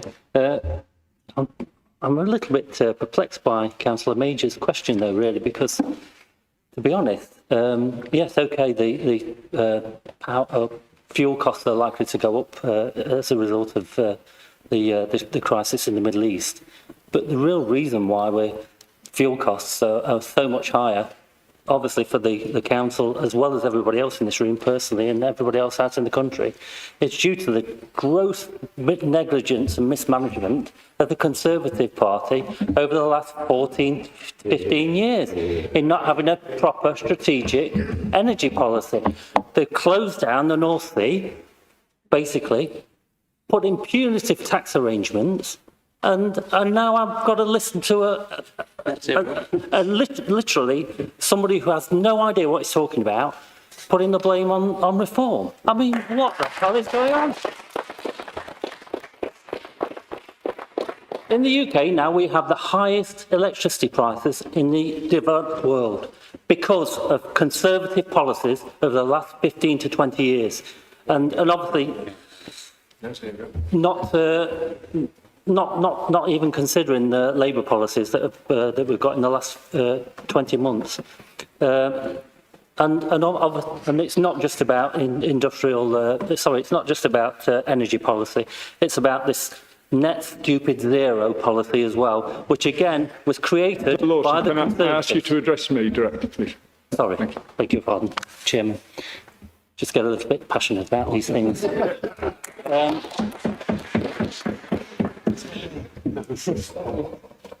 It's just that, well, it's just a hypocrisy, basically. Anyway, yeah, Councillor Dale's point, a slightly more sensible point. The DSG, which is obviously very, very serious.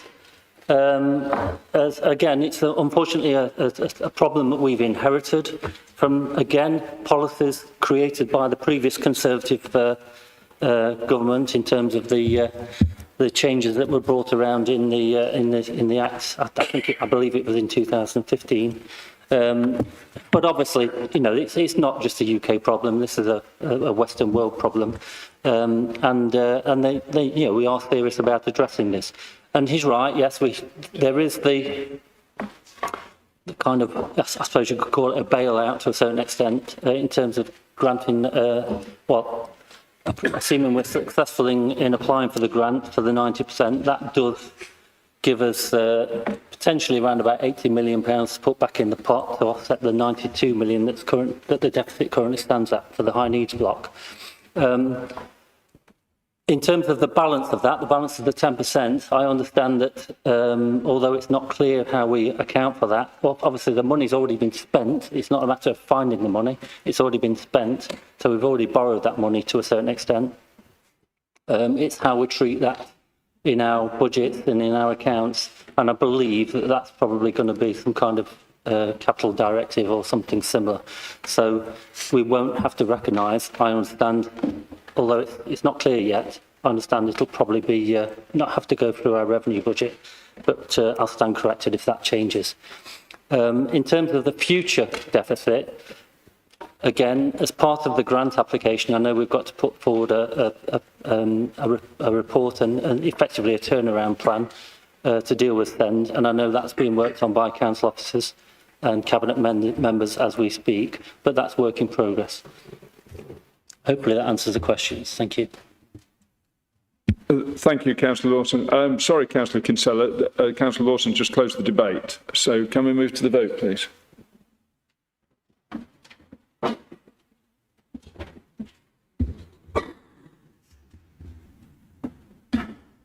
And that report's approved.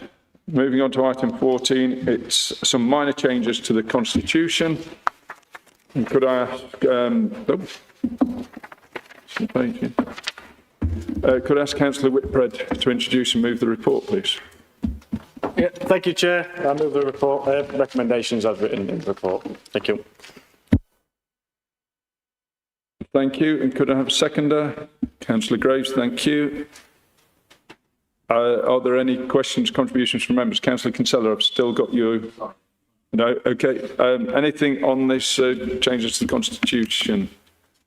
No. In that case, can we move to the vote, please?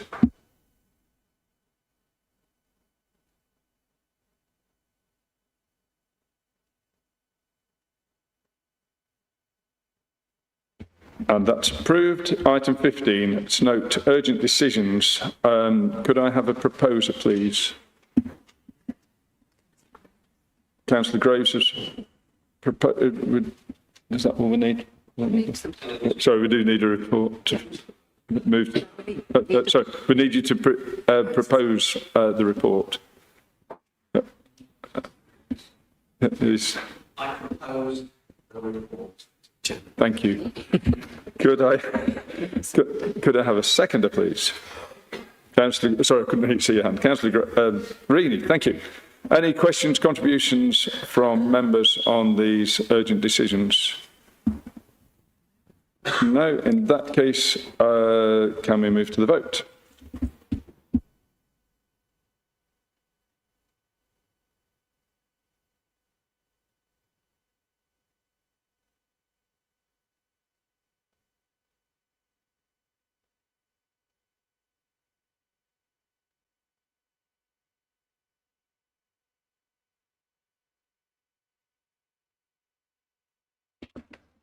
Thank you, and that's been approved. Moving on to item 16, member questions. The first question is from Councillor Greenhalgh, who's sent us apologies. So we're going to move on to question 2 from Councillor Kinsella. Do you have a supplementary question for Councillor Mabbott, please? Yes, I had, but it's gone. It seems to have gone, but nevertheless, I'll Yeah, so my question really was around the duty the council have got for 16, 17-year-olds.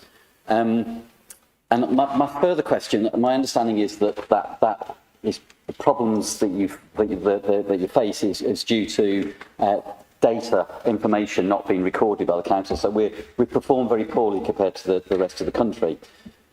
What I don't understand about that response is if we are woefully inadequate in recording the data, how do we know how we're performing? So Councillor Mabbott's given me reassurance that we are performing well, but how do we know that if the data is so incomplete, to use Councillor Mabbott's expression? Thank you. Councillor Mabbott, please. In response, yeah, obviously it is a big issue, the amount of data that we've got, and obviously been in the position only for 5 months. It's only become really apparent to me recently how bad that data is, but it is something that we are working on extremely hard, and hopefully in the future we can report better outcomes and give you a more exact recording on that data. Thank you. Thank you. Question 3 is from Councillor Hatchett. Do you have a supplementary for Councillor Benfield, please? Yes, I do. Thank you. So this was a question about the pension fund committee and its choice of investment decisions. So the supplementary is, while recognising that the pension fund committee must make its investment decisions based on its duties to provide pension fund members and Derbyshire taxpayers,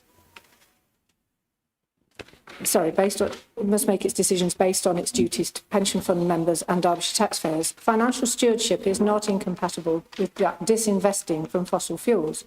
Many local authority pension funds have committed to fully disinvesting, including Waltham Forest and Islington, who started this back in 2016.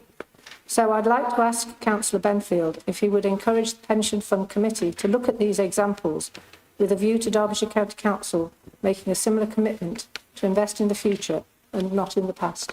Thank you. Thank you. Councillor Benfield, please. Yes, thank you. Yeah, we look at all, as I think I put in the questions, we look at all investments.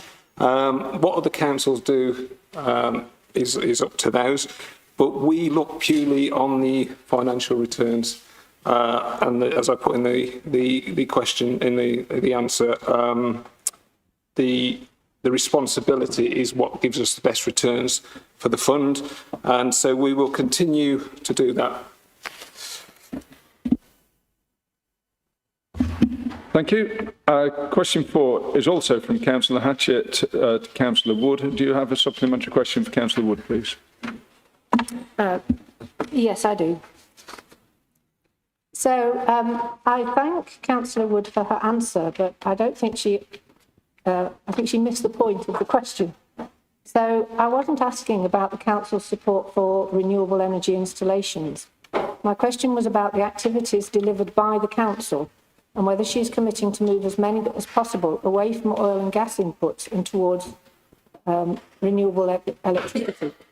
So, for example, one example would be to make sure that the vehicle fleet is powered by electricity rather than diesel or petrol, as far as that's possible.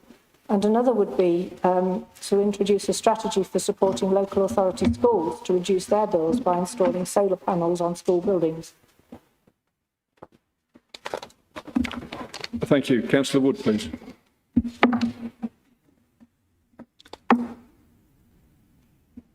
Thank you, Councillor Hatchett. I didn't miss the point at all. My answer remains the same. We support clean energy to improve air quality and the health and well-being of our residents where it makes sense financially. Thank you. Thank you. And question 5 is from Councillor Major. Do you have a supplementary question for Councillor Graves, please? Thank you. Question 6 is from Councillor Gruby. Do you have a supplementary question for Councillor Hill, please? Councillor Gruby. Thank you. I know your answers that are in the papers provided. The scheme on Bench Road was actually a £300,000 scheme that was scheduled for summer 2025, and that was actually budgeted for. So if I can question where that money actually went, because it's not in the answer, and how many reports relating to Bench Road, Fairfield, have there been in the last 9 months since the work wasn't carried out? Thank you. Thank you. Councillor Hill, please.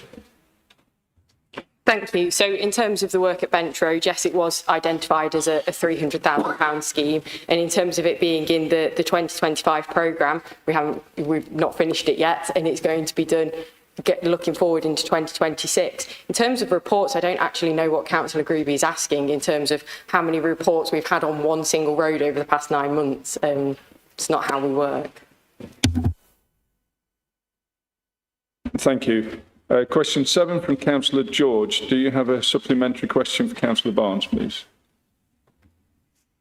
Yes, thank you very much. Thank you for the response, which is really helpful. Just to say that I assume that the other 8 care homes that were scheduled for being sold off are still within the County Council's ownership, and if so, it would be really helpful to have the figures for the occupancy there as well, but I'm very happy to receive that in writing. Thank you.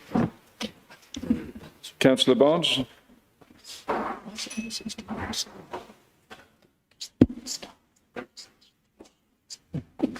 The technical issues there, Chair. You can have the answer now. It's 2. We have 2 people which are inside the Grange. The rest of the care homes are now closed. Thank you. Thank you. Question 8 is also from Councillor George, this time to Councillor Bromley. Do you have a supplementary for Councillor Bromley, please? No, I don't. I look forward to receiving the information tomorrow. Thank you. Thank you. Question 9 is from Councillor Dale. Do you have a supplementary question for Councillor Hill, please? Indeed, Chair. Thank you. Thank you, Chair. Councillor Hill, you paint a very rosy picture based on your statistics, but it simply doesn't reflect the reality that residents are experiencing across Derbyshire. Members on this side are receiving more complaints than ever, and frankly, you only need to step outside or go on social media to see the horrendous condition of many of our roads and the mountainous backlog of potholes, and you haven't even experienced a bad winter yet. So can I ask, for the benefit of Derbyshire residents, do you genuinely believe that the condition of Derbyshire's roads is acceptable at the moment? Yes or no? Councillor Hill. Thank you, Councillor Dale, for that question. I can quite happily say, no, I don't think the state of Derbyshire roads are acceptable at the moment, and I don't blame the Conservative administration at Derbyshire for that previously. I actually blame the Conservative central government for it. We have this problem outside of Derbyshire as well as we have it on our motorways and A roads. It is not a Derbyshire problem. It's not a reform problem. We are working to get it fixed, but there's been a report out this week, nearly £19 billion to repair the roads in this country. The Conservative government did not fund this administration properly. And what really shocks me is I've stood in an interview next to Councillor Dale, and he bragged at the time, 2019, when we had a strong Conservative majority government, that the Conservative administration for Derbyshire managed to increase spending for highways from 20 million to 40 million. What pittance that small amount of money that this authority received from their own government. I would have thought, and as a Conservative member, I would have been very ashamed that my own government weren't funding my council properly.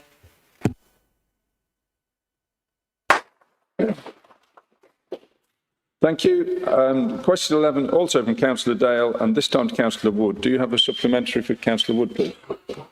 Chair. Thank you, Councillor Hill, for the response. I do have to query whether you had a straight face when you were writing that. It doesn't reflect the reality or stand up to any scrutiny whatsoever. You're quoting nearly 90% permanent repairs based on funding, but that's not the same as the actual experience on the ground. So many residents are contacting us about repairs that are failing within a couple of days. We're receiving constant complaints about potholes reopening. Even members of your own group are on Facebook acknowledging that there are lots of temporary fixes being used. So can you clarify, do you genuinely stand by that 90% figure? And why are we not using that £1 million underspend to actually get some permanent repairs done? My apologies. I'd missed a question. I didn't realise there were two in, but yeah, Councillor Hill, if you could reply, please.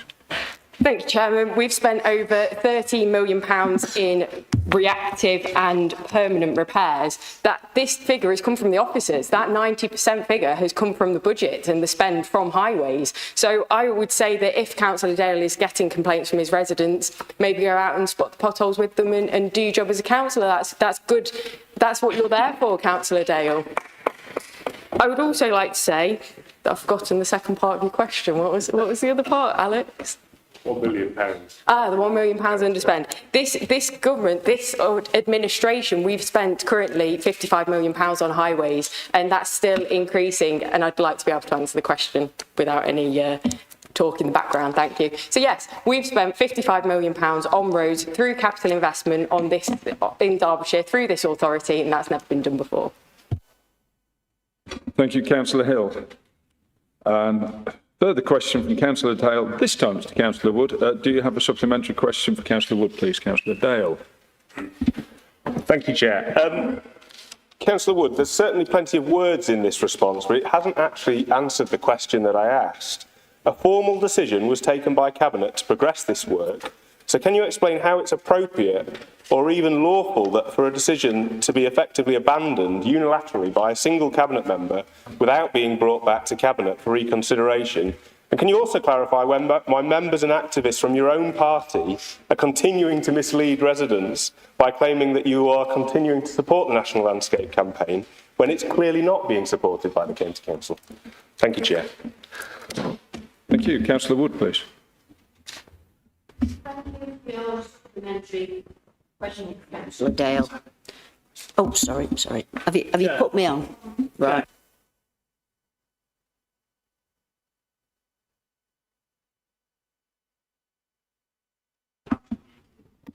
It's annoying. Can I call for an adjournment, please? Can we have a seconder to us?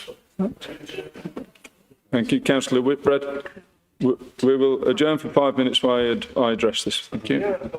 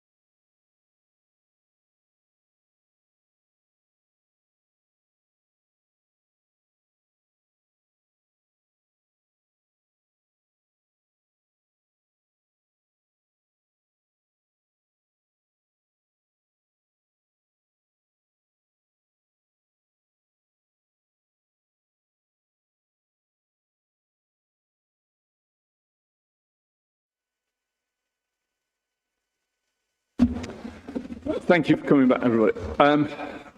This is a difficult issue, and we all need to behave respectfully. And I accept that there's injury on both sides.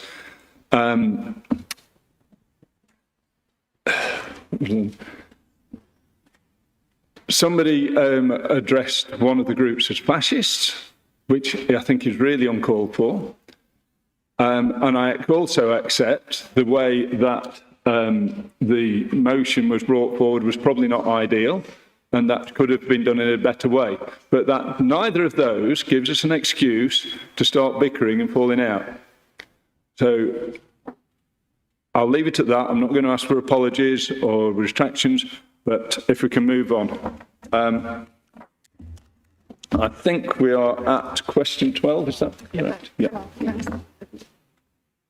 Sorry, yes.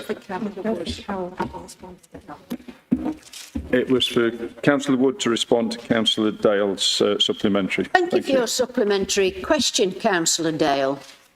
It's not been dropped, it's been paused, and the reasons for that have been explained fully in the answer, that it would not have got through within the timescales of the pylon scheme in Amber Valley. It would have cost a lot of money, which, as you'll appreciate, we've had to stop spending unnecessary money due to the mess that you've left us with. Secondly, what our people are saying on the doorstep isn't wrong because it's not been dropped. Thank you.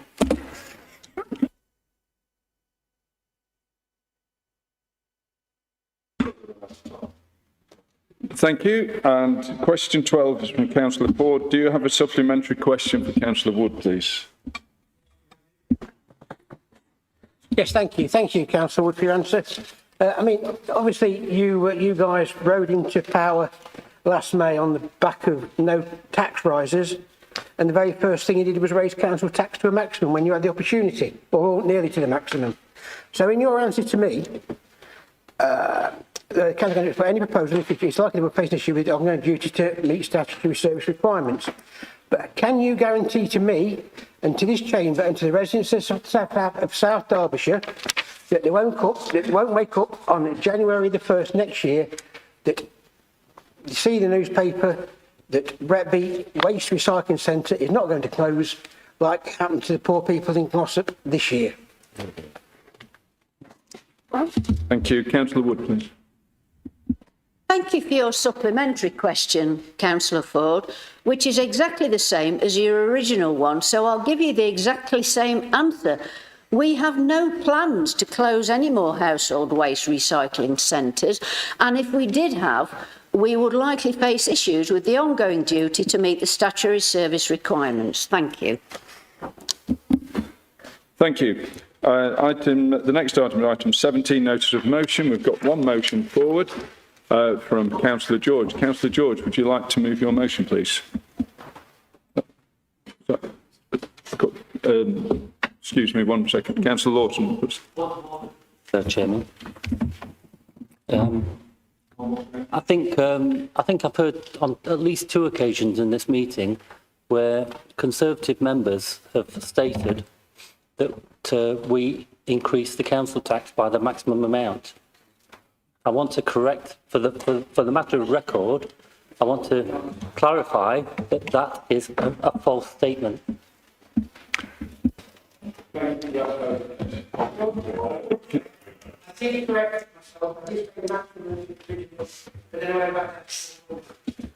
Thank you for the clarification. If we can move back to Councillor George to move her motion, please.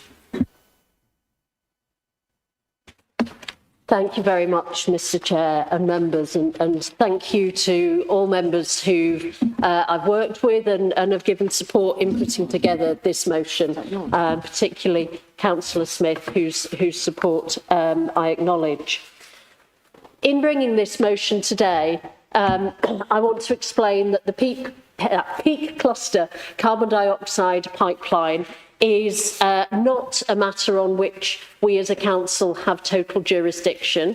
It's a nationally significant infrastructure project, but councils are given the right to respond to those and to have pre-consultation responses.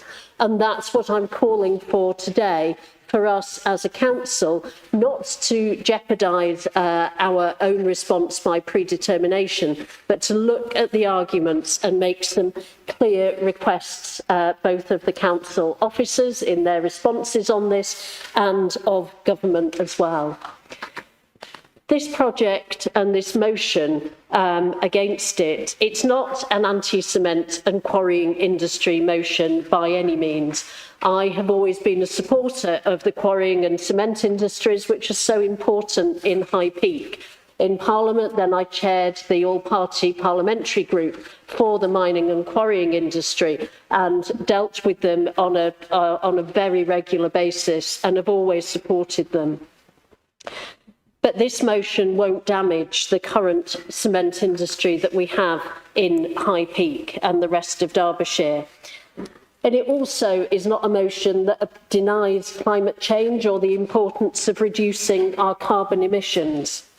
But it does say that those reductions must not be at unreasonable expense to the UK or put whole communities at risk, as this project does. My motion is brought primarily on the grounds of safety. When I first received information about Peak Cluster, which was mainly earlier this year, where they declared where the pipeline route was going to run, I realised that it was looking to run in the hills from Buxton and from Hope, where the cement works are, through High Peak and above the communities, particularly of Chapel and Frith and of Whaley Bridge and several other smaller communities. Now, the problem with that is that carbon dioxide is an asphyxiant. At anything greater than 4% of the air mass, then it can kill. And it is a dense gas, it's heavier than air. So any escaped pressurised carbon dioxide from pipelines flows downhill to settle in valleys. We saw an example of this tragically in a place called Satasha in Mississippi, where a pipeline was a whole mile away from a tiny community of around 50 people. When that pipeline ruptured due to a landslip after heavy rain, then 45 of those 50 people collapsed and had to be hospitalised and have had long-term health conditions caused by that asphyxiation ever since. Another problem was that the emergency vehicles seeking to go and assist that population couldn't get there because an internal combustion engine relies on oxygen, and in a dense carbon dioxide atmosphere, then an engine just won't run. So, High Peak and the communities around Whaley Bridge, which I represent, and Chapel and Frith, where I represent part of that community, are both low-lying communities underneath surrounding hillsides. It's how High Peak communities were built and have been historically. Those hillsides are generally unstable. We've got a lot of shale around the limestone. We've got a lot of former coal mines around there. Many of them are pre-1850 mines that aren't even mapped. We have a history of landslides on those hills, and local geologists have very kindly mapped out those landslides, the recent ones, against the pipe cluster pipeline route. And several of those landslides cross the whole of the pipeline corridor, which is obviously very concerning to the local communities, because if, as in Mississippi, then a landslide precipitated a rupture of a carbon dioxide pipeline, then that gas would flow down the hillsides directly above our communities and into areas such as Chapel High School, which sits directly below it. The Tesco Superstore in Whaley Bridge is at the bottom of that valley. And we have over 10,000 people within a mile of the pipeline have their homes. So it's very different from St Arsha in that respect, in that we have large community, comparatively large communities, which are placed at risk.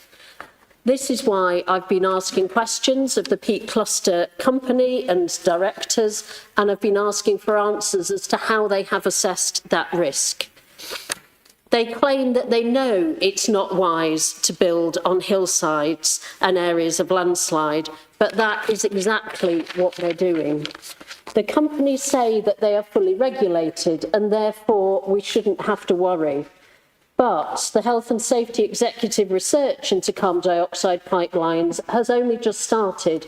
It's a 3-year project looking at how carbon dioxide copes in hilly terrains when it escapes. It is exactly what is needed in order to judge and regulate the Peak Cluster project. But that research will finish in 2028, and Peak Cluster are looking to start building in early 2029 before any regulations based on that research have actually been put together. This is a very rushed timetable for an infrastructure project of such significance. One might wonder why they're looking to get the whole of the planning and financial agreements out of the way before early 2029. That might be for political reasons, or it might be for the regulatory reasons.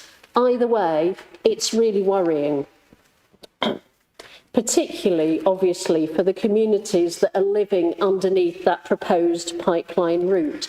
I held a community meeting last week. Peak Cluster had refused to hold a consultation event in either Whaley Bridge or Chapel and Frith to speak to people directly there. So I held a meeting and invited people. The meeting room held 250 people.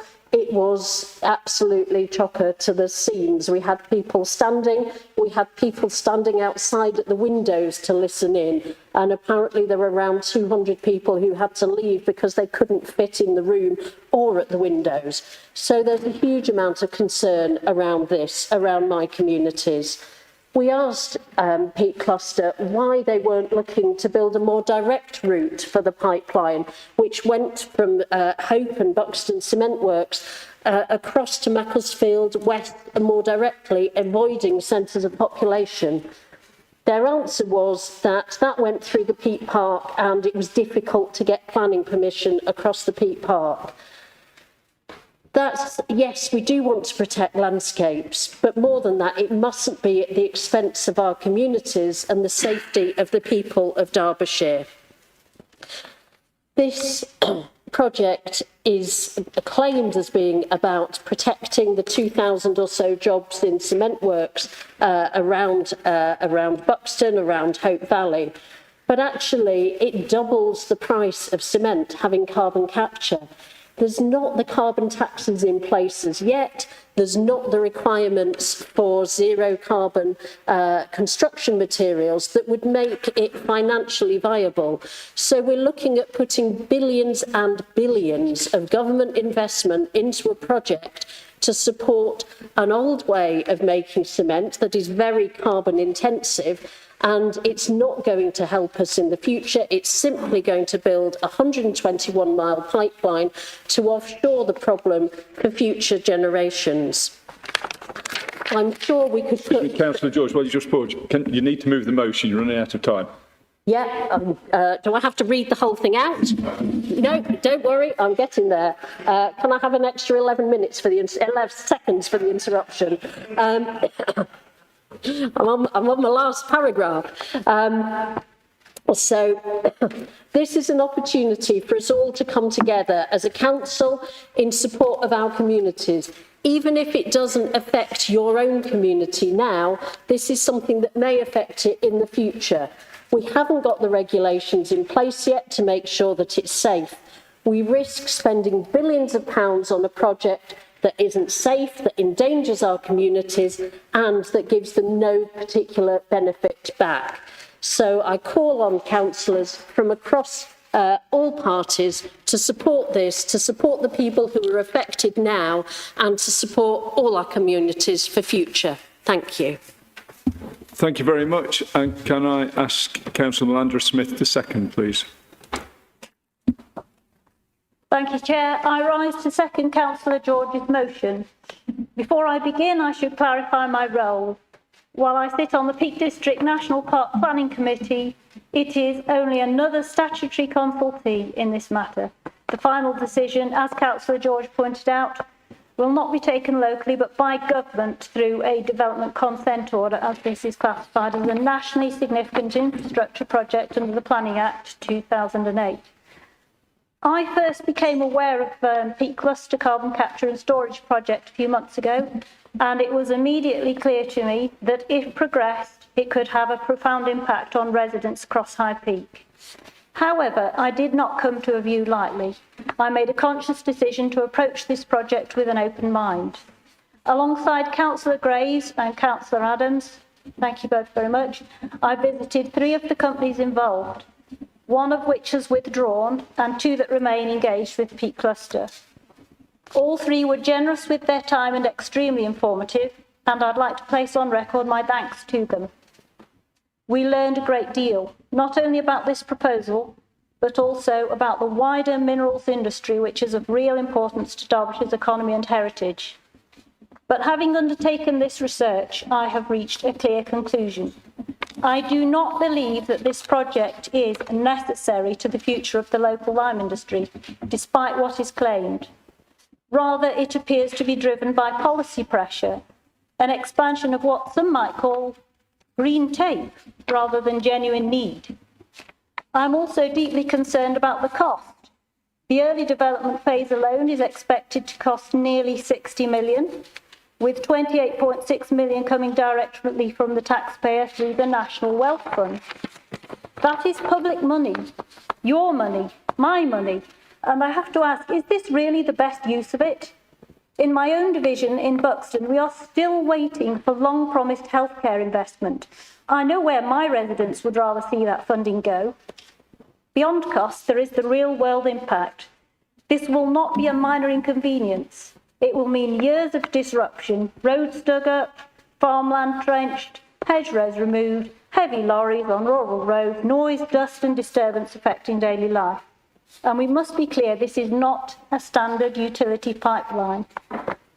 As Councillor George said, carbon dioxide is colourless, odourless, and in high concentrations it displaces oxygen. In the unlikely but serious event of a failure, it poses a genuine risk to human and animal health. I also understand that parts of the proposed route may pass through areas prone to historic landslip above lower-lying communities. Finally, I cannot ignore the strength of feeling from my residents. My inbox is full of correspondence from people who are worried about their homes, worried about their land, and worried about the future. For all these reasons, the cost, the disruption, the safety concerns, and the clear opposition from the communities we represent, I will be supporting Councillor George's motion today, and I urge colleagues across the chamber to do the same. Thank you. Thank you, Councillor. Can I call on Councillor Pitsey to speak, please?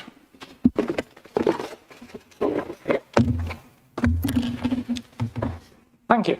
I'd first like to say to Councillor George, in terms of what is clearly a very researched and well-considered motion that she's put a lot of time into, thank you very much for that. She's already covered far more than I could there. I'd also like to thank Councillor Smith for the work she's been doing on this area as well.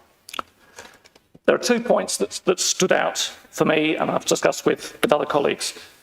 Carbon capture schemes have proved to be very expensive and generally have required significant amounts of public money to support them. And as already has been said, this is public money that could be prioritised in other areas. And a number of carbon capture schemes have been proposed that have either failed to actually come to fruition or have failed to deliver on the proposals that were suggestions that the success they could bring. In addition, we have an encouragement that we can just carry on as we are and we can just get rid of the emissions. Again, as Councillor George outlined, this is not the route that we have to take. It can be that there are other measures that could improve and reduce the carbon emissions associated with this industry. That would seem an elementary approach that we should be taking. Could go on further, but I think we've really already covered most of these. I am more than happy to say that will be supporting this motion, and I'll call on other members to do the same. Thank you. Councillor Clark, please. Oh, sorry. Thank you.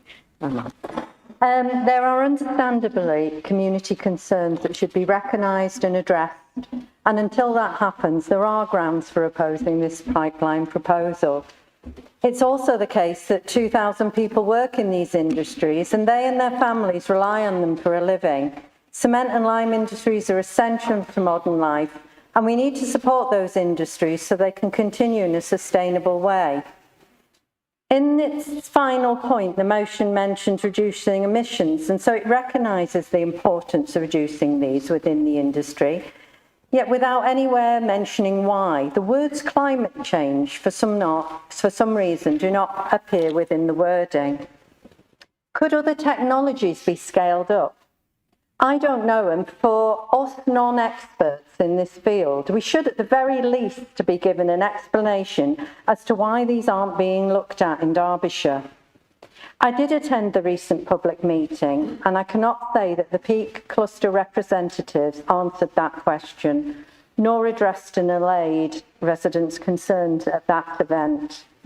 I will listen with great interest to the debate, but as the motion does not mention the context of climate change or include reference to those families who rely on the industry alongside those genuine community concerns, I will listen to the debate and decide my response to the motion. Thank you. Thank you, Councillor. Councillor Groovy, please. Thank you, Chair. I actually oppose this motion. I'd just like to give a bit of background on the reasoning perhaps for that. Cement imports have tripled in the past 2 decades. We now import 32%, mostly coming from Turkey or North Africa. This is 330 million tonnes of Portland cement in 2024, all of which could and should have been produced in the UK. There is still an open planning application at Tunstead Cement for a second kiln, but because of the reduced need for supply of UK cement, it's still on hold. That's a huge loss to our economy. UK cement production contributes nearly £1 billion to the UK economy. Imports should be dealt with by the current government, taxed imports and used more home-produced cement to boost our economy. Currently, the cement industry is subject to EU ETS, that's the European trading system, which costs the industry, on average, around €65 per tonne. Carbon capture subtracts these payments and effectively pays for itself. Carbon capture means staying in business, supporting growth and jobs. This applies in particular to the area of High Peak, the Hope Valley and Staffordshire. At Tunstead alone, this will support 30 well-paid jobs in cement and 60 in Buxton Lime. So carbon capture and continuing to manufacture local cement and lime safeguards 1,400 jobs, if you consider jobs related to environmental and other issues. Carbon capture will make a difference by reducing CO2 emissions by 95%. Cost to the government will be paid back in spades. Every £1 spent will be worth £4 in GVA. With regard to safety, this is a 30-inch pipe. Gas and liquids have been transported in the UK for over 100 years.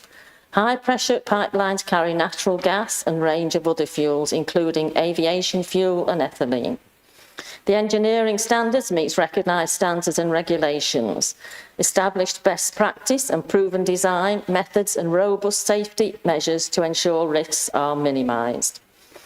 The peak cluster pipes are being designed to BS PD 8010 standards, which will ensure our pipeline consider a list of risk factors, including close proximity to communities, flooding and ground movement. It will be fitted with indicators and monitors and can be shut down rapidly if the need arises. It will require HSE approval before work commences. Much of the fear related to the project is being generated by AI and America. Our safety standards are much higher and monitoring very much more sophisticated.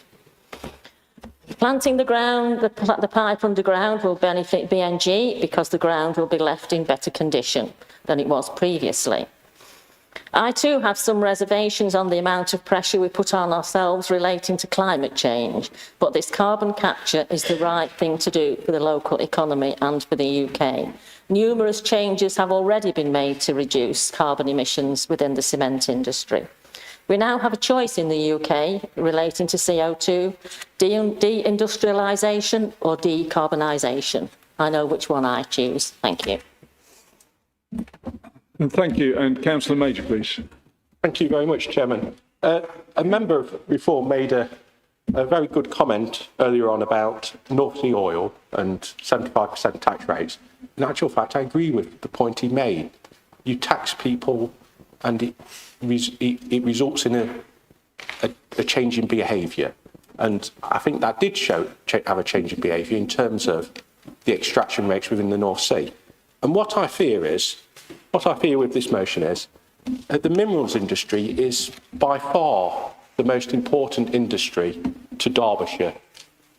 And in terms of business rate income, I think the site in question is probably the second biggest business rate payer in Derbyshire as a whole. It employs thousands of individuals, and supports the wider UK economy.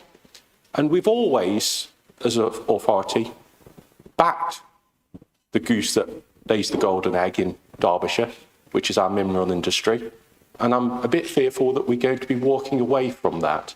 And we're going to be doing exactly what was described earlier about North Sea oil. And we're going to punish some of the biggest industries in Derbyshire, the ones that are creating lots of GVA, lots of gross added value, delivering lots of money in taxation, delivering well-paid jobs, and also supporting the wider UK economy. And instead, by not supporting them, by not backing them, be transferring that industry overseas. I'm very worried that if this is the route that this council is going down, that we'll be seen by that industry as turning our back on them, and they may very well recognise the same thing they recognise with North Sea oil and think they'll be better off selling their wares and doing their thing somewhere else. Thank you. Councillor Snowden, please. Thank you, Chair. I'll try and keep this short because there's already a lot of the comments that I was going to make have already been made anyway. But I would like to draw people's attention to two of the major elements of this. And for me, one of them is carbon capture technology. This is not a mature technology, it's immature and is yet to be really proven at scale. So we'd be investing government money in a technology that is at risk.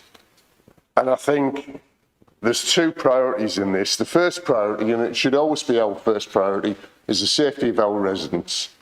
So let's see some evidence and proof that this pipeline is going to be safe, especially in an area that's got the geological challenges that we have in Derbyshire.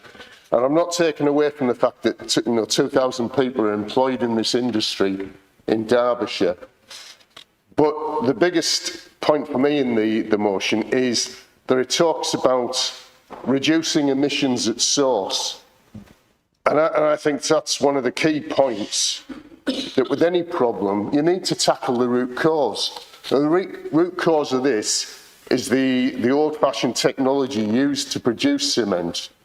And any government funding should go into bringing in new technologies in cement making and in construction materials to take away the need for the current technology and take away the massive output of carbon in concrete and cement production.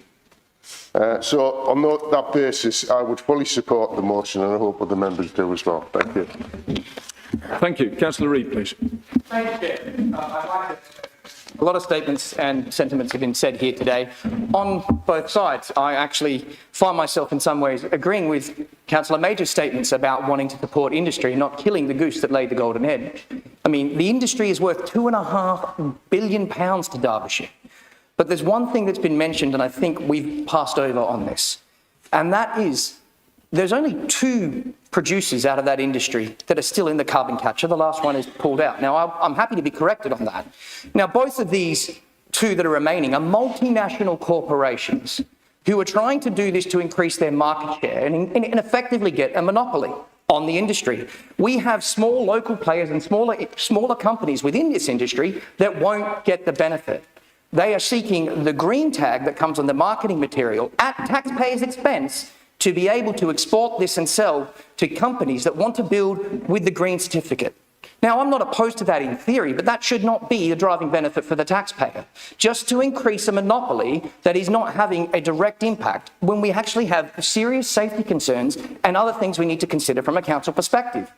I think taxpayers should go to local issues. It should support industry. What we have said, and Councillor Snowden correctly said, is it's an unproven technology that's very immature. There are other ways we can look at reducing carbon emissions at source and make things more efficiently.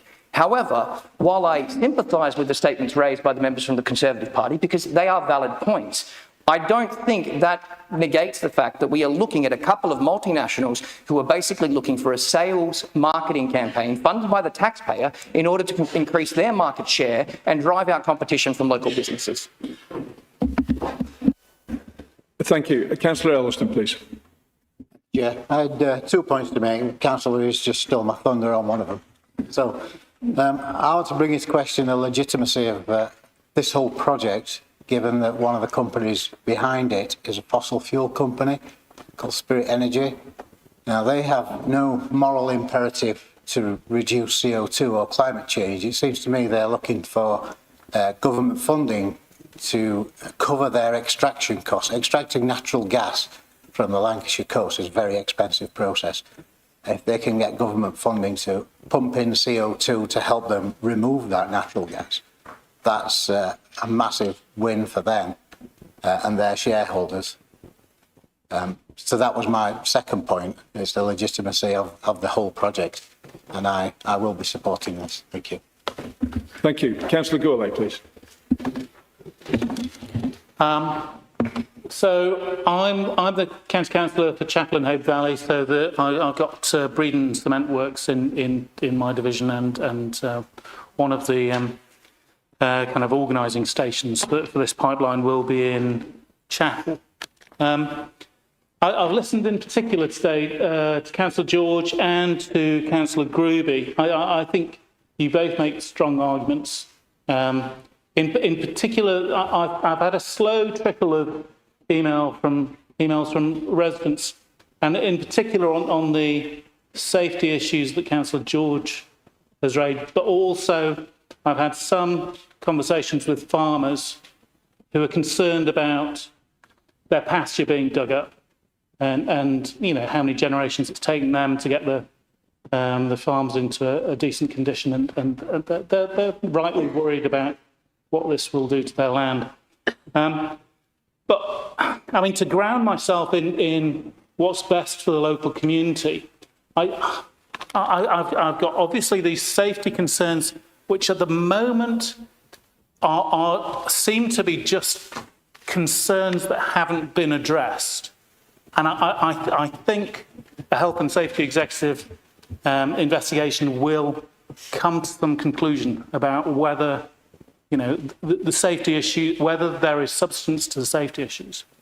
And on the other side, I've got a good number of people in Peakdale, Peak Forest, Hope, who work in Breedon. And if this, you know, not particularly sensible funding formula is going to exist, then they rely on Breedon being a going concern. And so I would say this is a 3-year process. If this motion were to come back in a year's time, then I might well come down firmly on one side or another. But at the moment, I just think there's insufficient information to come to either, you know, voting for or against the motion. So I'll be abstaining today. Thank you. Councillor Lawson, please. Thank you, Chair. I'm going to support this motion. Thank you, Councillor George. I think it's certainly a well thought out and well researched subject matter. and also thank you, Councillor Smith, as well. My comment really, though, is around the raison d'etre, if you like, the whole point of this debate. And I think we're slightly missing the big, or almost the elephant in the room here. The whole point of this project being brought forward is because of what I call net stupid zero national policies, which even if we do what the Conservatives started and what the Greens want to accelerate, and obviously Labour as well in government, even if we do everything that they want to achieve, we generate less than, I think it's something like less than 0.8% of global CO2 emissions. We will have zero effect on climate change. Even if we do everything, and to do everything, we literally have to crucify ourselves on the altar of net stupid zero. We'll have no industries of any kind whatsoever. Yes, the oil and gas are virtually... Councillor Lawson, please don't point at other members and remember to address me. Thank you. Okay. I know you're getting passionate again. We have virtually no oil and gas industry left. That's literally on its knees, and that's, you know, thousands and thousands, tens of thousands of jobs down the drain, literally. We've already, you know, several members have already mentioned about obviously the industries we've got in our county, which we rely on, all of us, as well as the thousands of workers that work directly in those industries. But obviously, like I mentioned earlier, it affects everything. It affects our fuel prices, our electricity prices, everything. And that goes into everything that we produce as a nation. So we are literally crucifying ourselves over this. So that's really the point I wanted to make. Yes, I will support this motion because, you know, any policy that's net zero, that tries to deliver this ridiculous target of net zero, I think is pointless. So, thank you. Thank you, Councillor. Councillor Wood, please. I'd like to thank Councillor George for her motion, which essentially reflects the concerns she's previously expressed on the Stage 1 consultation and which were included in the County Council's response to the consultation. In the absence at this stage of any level of detail about the social, environmental and economic impacts of these proposals, the County Council response was relatively neutral in that it did not express a formal County Council position on the project, i.e. support or opposition, but did set out the wide range of issues and concerns that would need to be addressed by the scheme promoters in further consultation on the proposals. So Derbyshire County Council has agreed to seek to establish a Derbyshire-focused officer working group with officers from High Peak Borough Council and the Peak District National Park Authority to work collaboratively as the development consent order progresses and further rounds of consultation are carried out by the scheme promoters. This will enable the authorities to highlight specific issues and concerns with the project and its impacts on their respective local communities. And I'll just advise everyone that we have personally been assured by Reform UK head office that once the Reform government is in place, the scheme will be cancelled. So the sooner we get that, everybody who's listening, the sooner this will be cancelled. Thank you.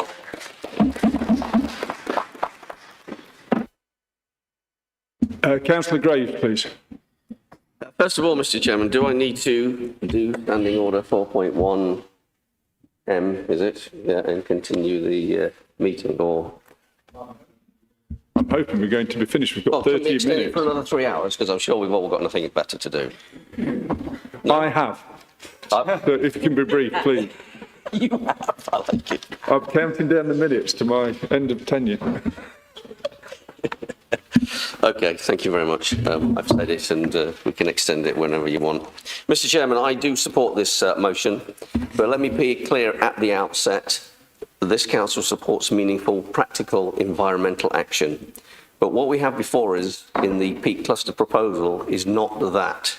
It is a project that asks our residents, our farmers, our countryside to bear enormous cost and risk for benefits that are distant, uncertain, and achieved by far less damaging alternatives. This is a 121-mile industrial pipeline cutting through the heart of Derbyshire, through farmland, through communities, and through some of our environmentally sensitive landscapes. And we are being asked to accept it before the full safety framework is even in place. So let me address the safety and risk. We are dealing here with, and Councillor George did point this out, with pressurised carbon dioxide, a substance that is colourless, odourless, and capable of displacing oxygen. At concentrations as low as 4%, it becomes dangerous to human life. As Councillor George also pointed out, the incident in 2020 in Mississippi showed that the CO2 pipeline, when it fails, the consequences are immediate and severe. People collapsing, engines failing, and emergency response severely compromised. Now consider our own geography. Valley settlements like Whaley Bridge, schools, homes, and businesses in low-lying areas, complex and unstable ground conditions, and yet the Health and Safety Executive's own research, Project Skylark, will not conclude until 2028. So we are being asked to accept a major infrastructure project before the rules governing its safety are fully understood. That is not precaution, that is a risk. So what about the damage to the countryside? Well, let's talk about what this means on the ground. 30 to 40 metre wide corridor, carved through Derbyshire, head roads removed, trees uprooted, wildlife corridors severed, and not temporarily, in many cases, irreversibly. We have heard about the Sunart Fields Habitat Bank, an area supported by this council, containing ancient grassland ecosystems identified by wax-capped fungi. These are not features you can simply put back. Once destroyed, they are gone forever. This is not environmental protection, it's environmental contradiction. Then we have the impact on our farms and communities. This route cuts directly through working farmland. Farmers will be faced with compulsory purchase, disruption to drainage and soil structure, long-term constraints on land use. And for residents, years of construction disruption, heavy vehicle movements, noise, dust, and road closures. In places like Whaley Bridge, communities that are already enduring years of disruptions will be asked to endure more. We talk about sustainability, but sustainability includes people's quality of life, not just policy targets. What are the cost implications, and are there better alternatives? Members of the Council, this scheme will require billions of pounds of public money, billions, to build what is in effect a long-distance industrial pipeline, an exhaust pipe stretching across the country. And yet, we know there are alternatives.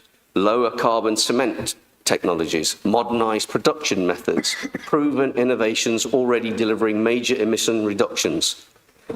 My recent, and Councillor Smith mentioned this, recent visits to Lohoist and Breedon have seen how much these industries are already working hard to achieve these goals. So the real question is not whether we act, but how we act. Do we invest in solutions that reduce emissions at source, or do we fund vast infrastructure that shifts the problem elsewhere while damaging our own environment?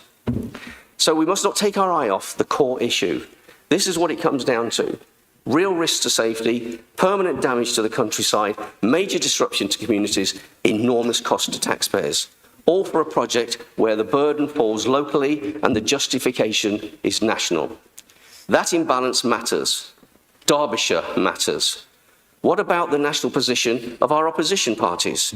They are all support increasingly ambitious net zero targets and the infrastructure that comes with them, including schemes such as this. The Green Party advocate the most accelerated timetable, with net zero as early as 2030, while the Liberal Democrats targeted 2045 and the Labour Party maintained the 2050 framework alongside major investment in carbon capture and energy transition projects. But let's not forget the Conservatives' part in this. Under Theresa May, the UK became the first major economy to legislate for 2050 net zero target, embedding it in law through the Climate Change Act of 2008.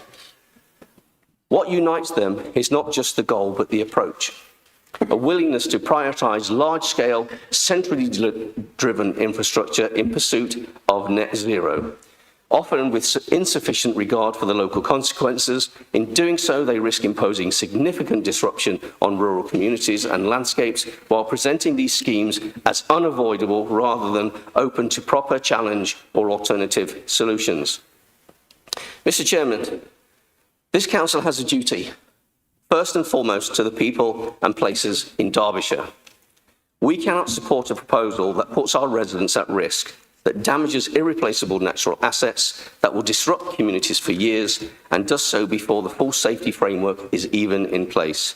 Supporting the environmental action does not mean accepting every proposal placed before us. It means choosing solutions that are effective, proportionate, and fair. This is not one of them. I urge members to support this motion. Thank you very much. Councillor Rini, please.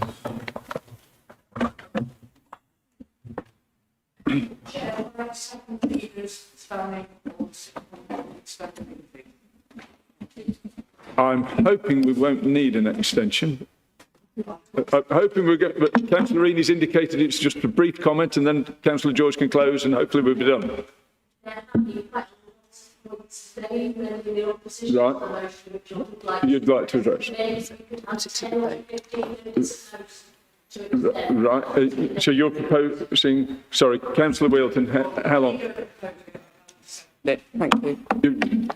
Sorry, that was a serious thing. Okay, thank you. Right, okay. So we're going with 15 minutes extension. Show of hands for 15-minute extension. Thank you, that's carried. Sorry. Yeah. We're trying to just represent our members. Yeah. Yeah. Can I just put mine against? Yes. Can that be recorded that Councillor Monkman was against? And I apologise for not finishing on time. Councillor Rini, please. Thank you, Chair. My points are more basic, I think. There's been some very good points raised, particularly Councillor Grazer's prepared speech. Well done. As head of Regeneration, I get people coming asking to support all sorts of proposals with the expectation that I will openly or blindly support proposals, particularly in relation to anything in terms of saving jobs. And we've heard in this debate that if we go against it, we might be putting jobs at risk, and if we support it, we might be putting jobs at risk, etc. But I had a meeting with the people at the Peak Cluster, and as is my wont, we had a fairly frank meeting. And what people are missing here is a basic point. The people at the Peak Cluster have not come up with this proposal, this pipeline out into the ocean, this kind of mad Jules Verne type scientific solution out of the blue just because they want to. What was put to me, fairly bluntly, was that they're under threat, that if they do not get the carbon under control, the government, this government, will take the licence to them, off them to operate. So this solution is about survival, business survival, because they're being threatened by our government to take the licence to operate away if they generate too much carbon. Yet it is this government that are asking for the number of houses to be built in the UK to go up to 3.5 million, I believe. So our industry is gearing up to support house building in this country at the request of the government, and then that very same government is saying, well, now you're creating too much carbon, we're going to potentially take your licence off you unless you come up with this solution. Now, for me, that's morally all over the page, people being threatened with the licence taken off them in their existence. Morally, that's all over the page, and I cannot support that stance. Additionally, on the original proposals, if people care to look, our leader, Councillor Graves, suggests that the pipeline is 30 to 40 metres wide. The swathe of land they propose to take is 200 metres wide. Right across the country, they talk about narrowing it to 100 metres through towns. That's wider than HS2. Okay, so this is a major proposal that will cost billions of pounds to bury carbon under the ocean. It really is something that Jules Verne would have written about in one of his science books. So if we want to capture carbon, then by all means, but do we have to employ this particular method that's going to cost billions of pounds, ruin countryside, and potentially be dangerous? And as somebody's pointed out, this technology is actually in its infancy anyway. But let us not remember, let's not forget, let's get to the bottom of this. The people at the Peak Cluster actually want this, and that's remarkable. And when they explained why, they suggested that they would be the only people in the world to have green certificated cement. They'd be the only people in the world to have cement with a nice little sticker on saying it's carbon neutral. And that would give them a competitive advantage across the world, because no other firm in the world or no other country in the world is proposing to do this for at least 2 decades, because they can't afford to do it. So we'll be forced to do this, and they believe it'll give them a competitive advantage that will allow them to sell their product for a couple of decades until such time as other people catch up. They already admit that their products can be bought cheaper from abroad. And the threat from this government, plainly, is that you meet our carbon targets, or we will take your licence off you and buy from Scandinavia, and we've got the deals lined up. So let's be under no illusion. This has nothing to do with climate change. This is an industry fighting for survival, facing a threat from a hostile government. So it's morally all over the page. Now, by the time this thing's built, it's been referenced that Reform hope to be in government, and Reform openly state that they will reverse this, whatever stage it's at. And it won't be built before 2029 in the next general election. So it's a very difficult line to walk. Will building this save jobs and preserve jobs? Will cancelling it save or preserve jobs? Should our industry be blackmailed in this way? I'll be supporting this motion to be against it, because I don't think morally this is the right thing to do, regardless of the science. And I'd like people to realise that this is about an industry fighting for survival, facing a hostile government making a threat. Thank you, Chair. Thank you very much. Councillor, can I call on Councillor George to close, please?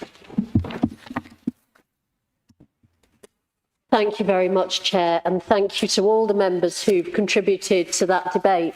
And have obviously put a lot of thought into it. I know more than I ever imagined I would ever want or need to know about carbon capture and carbon dioxide pipelines now. But that is what we do as members who want to represent our communities and make sure that we look into the issues that are important to them, and particularly issues that are hazardous to them.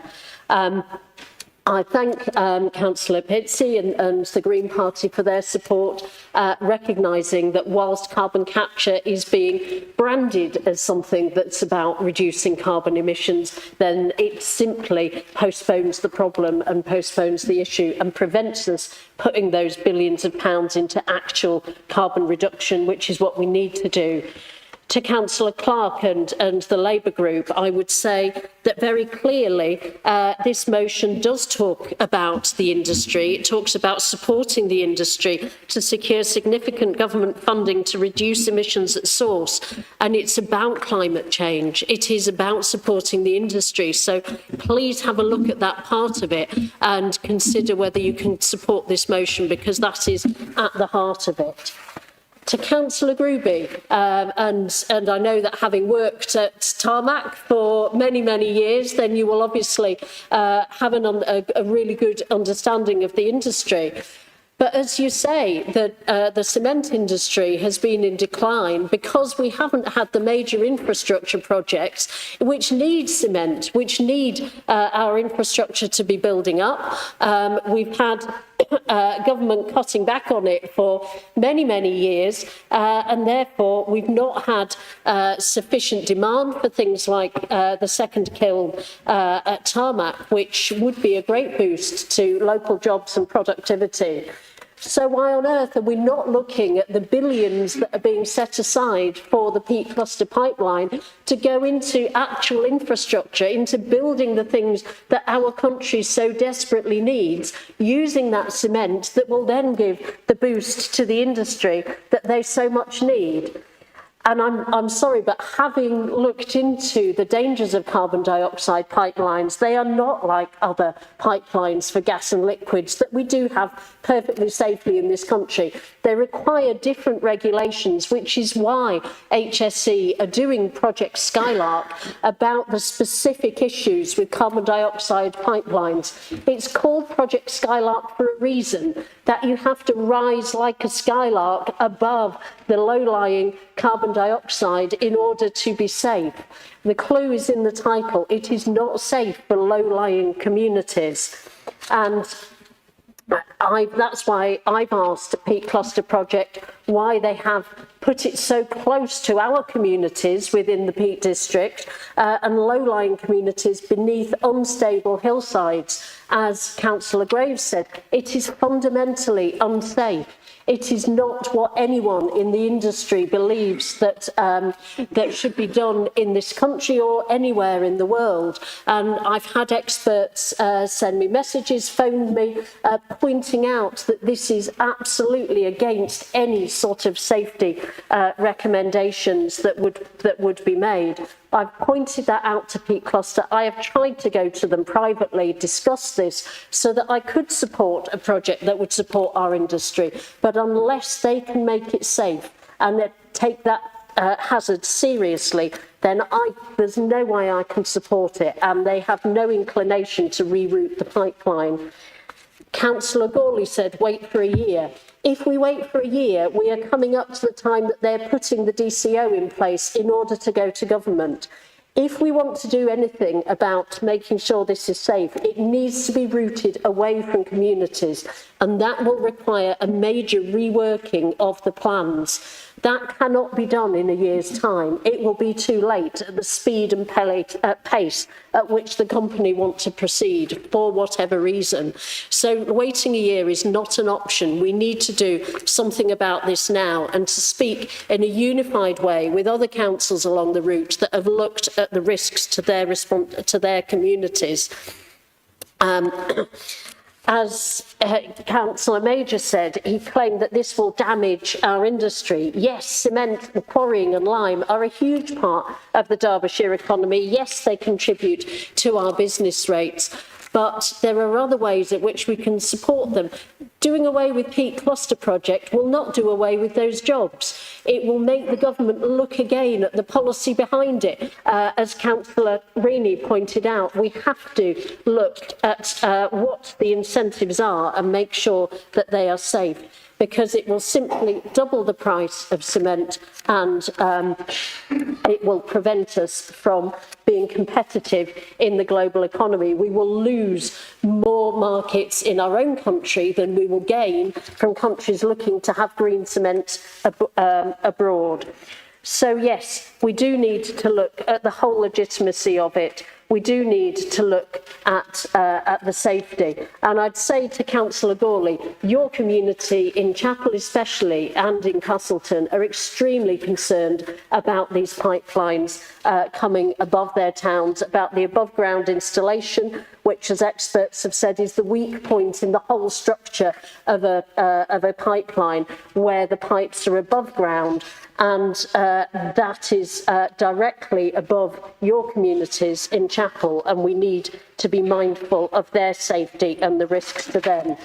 So I will wrap up, because I know councillors want to be on their way, and I don't blame you, but I do thank you very much for the attention that you've paid to this motion, the support to all those who've given it, and the research and commendable support for our communities that has been given almost across this whole chamber. Thank you. Thank you very much, Councillor. And I know our residents will be very keen to see that we've had a debate on this matter. And they'll be interested to see the result of the vote, which we're now moving to. So we'll move to the vote. So in support of the motion or against?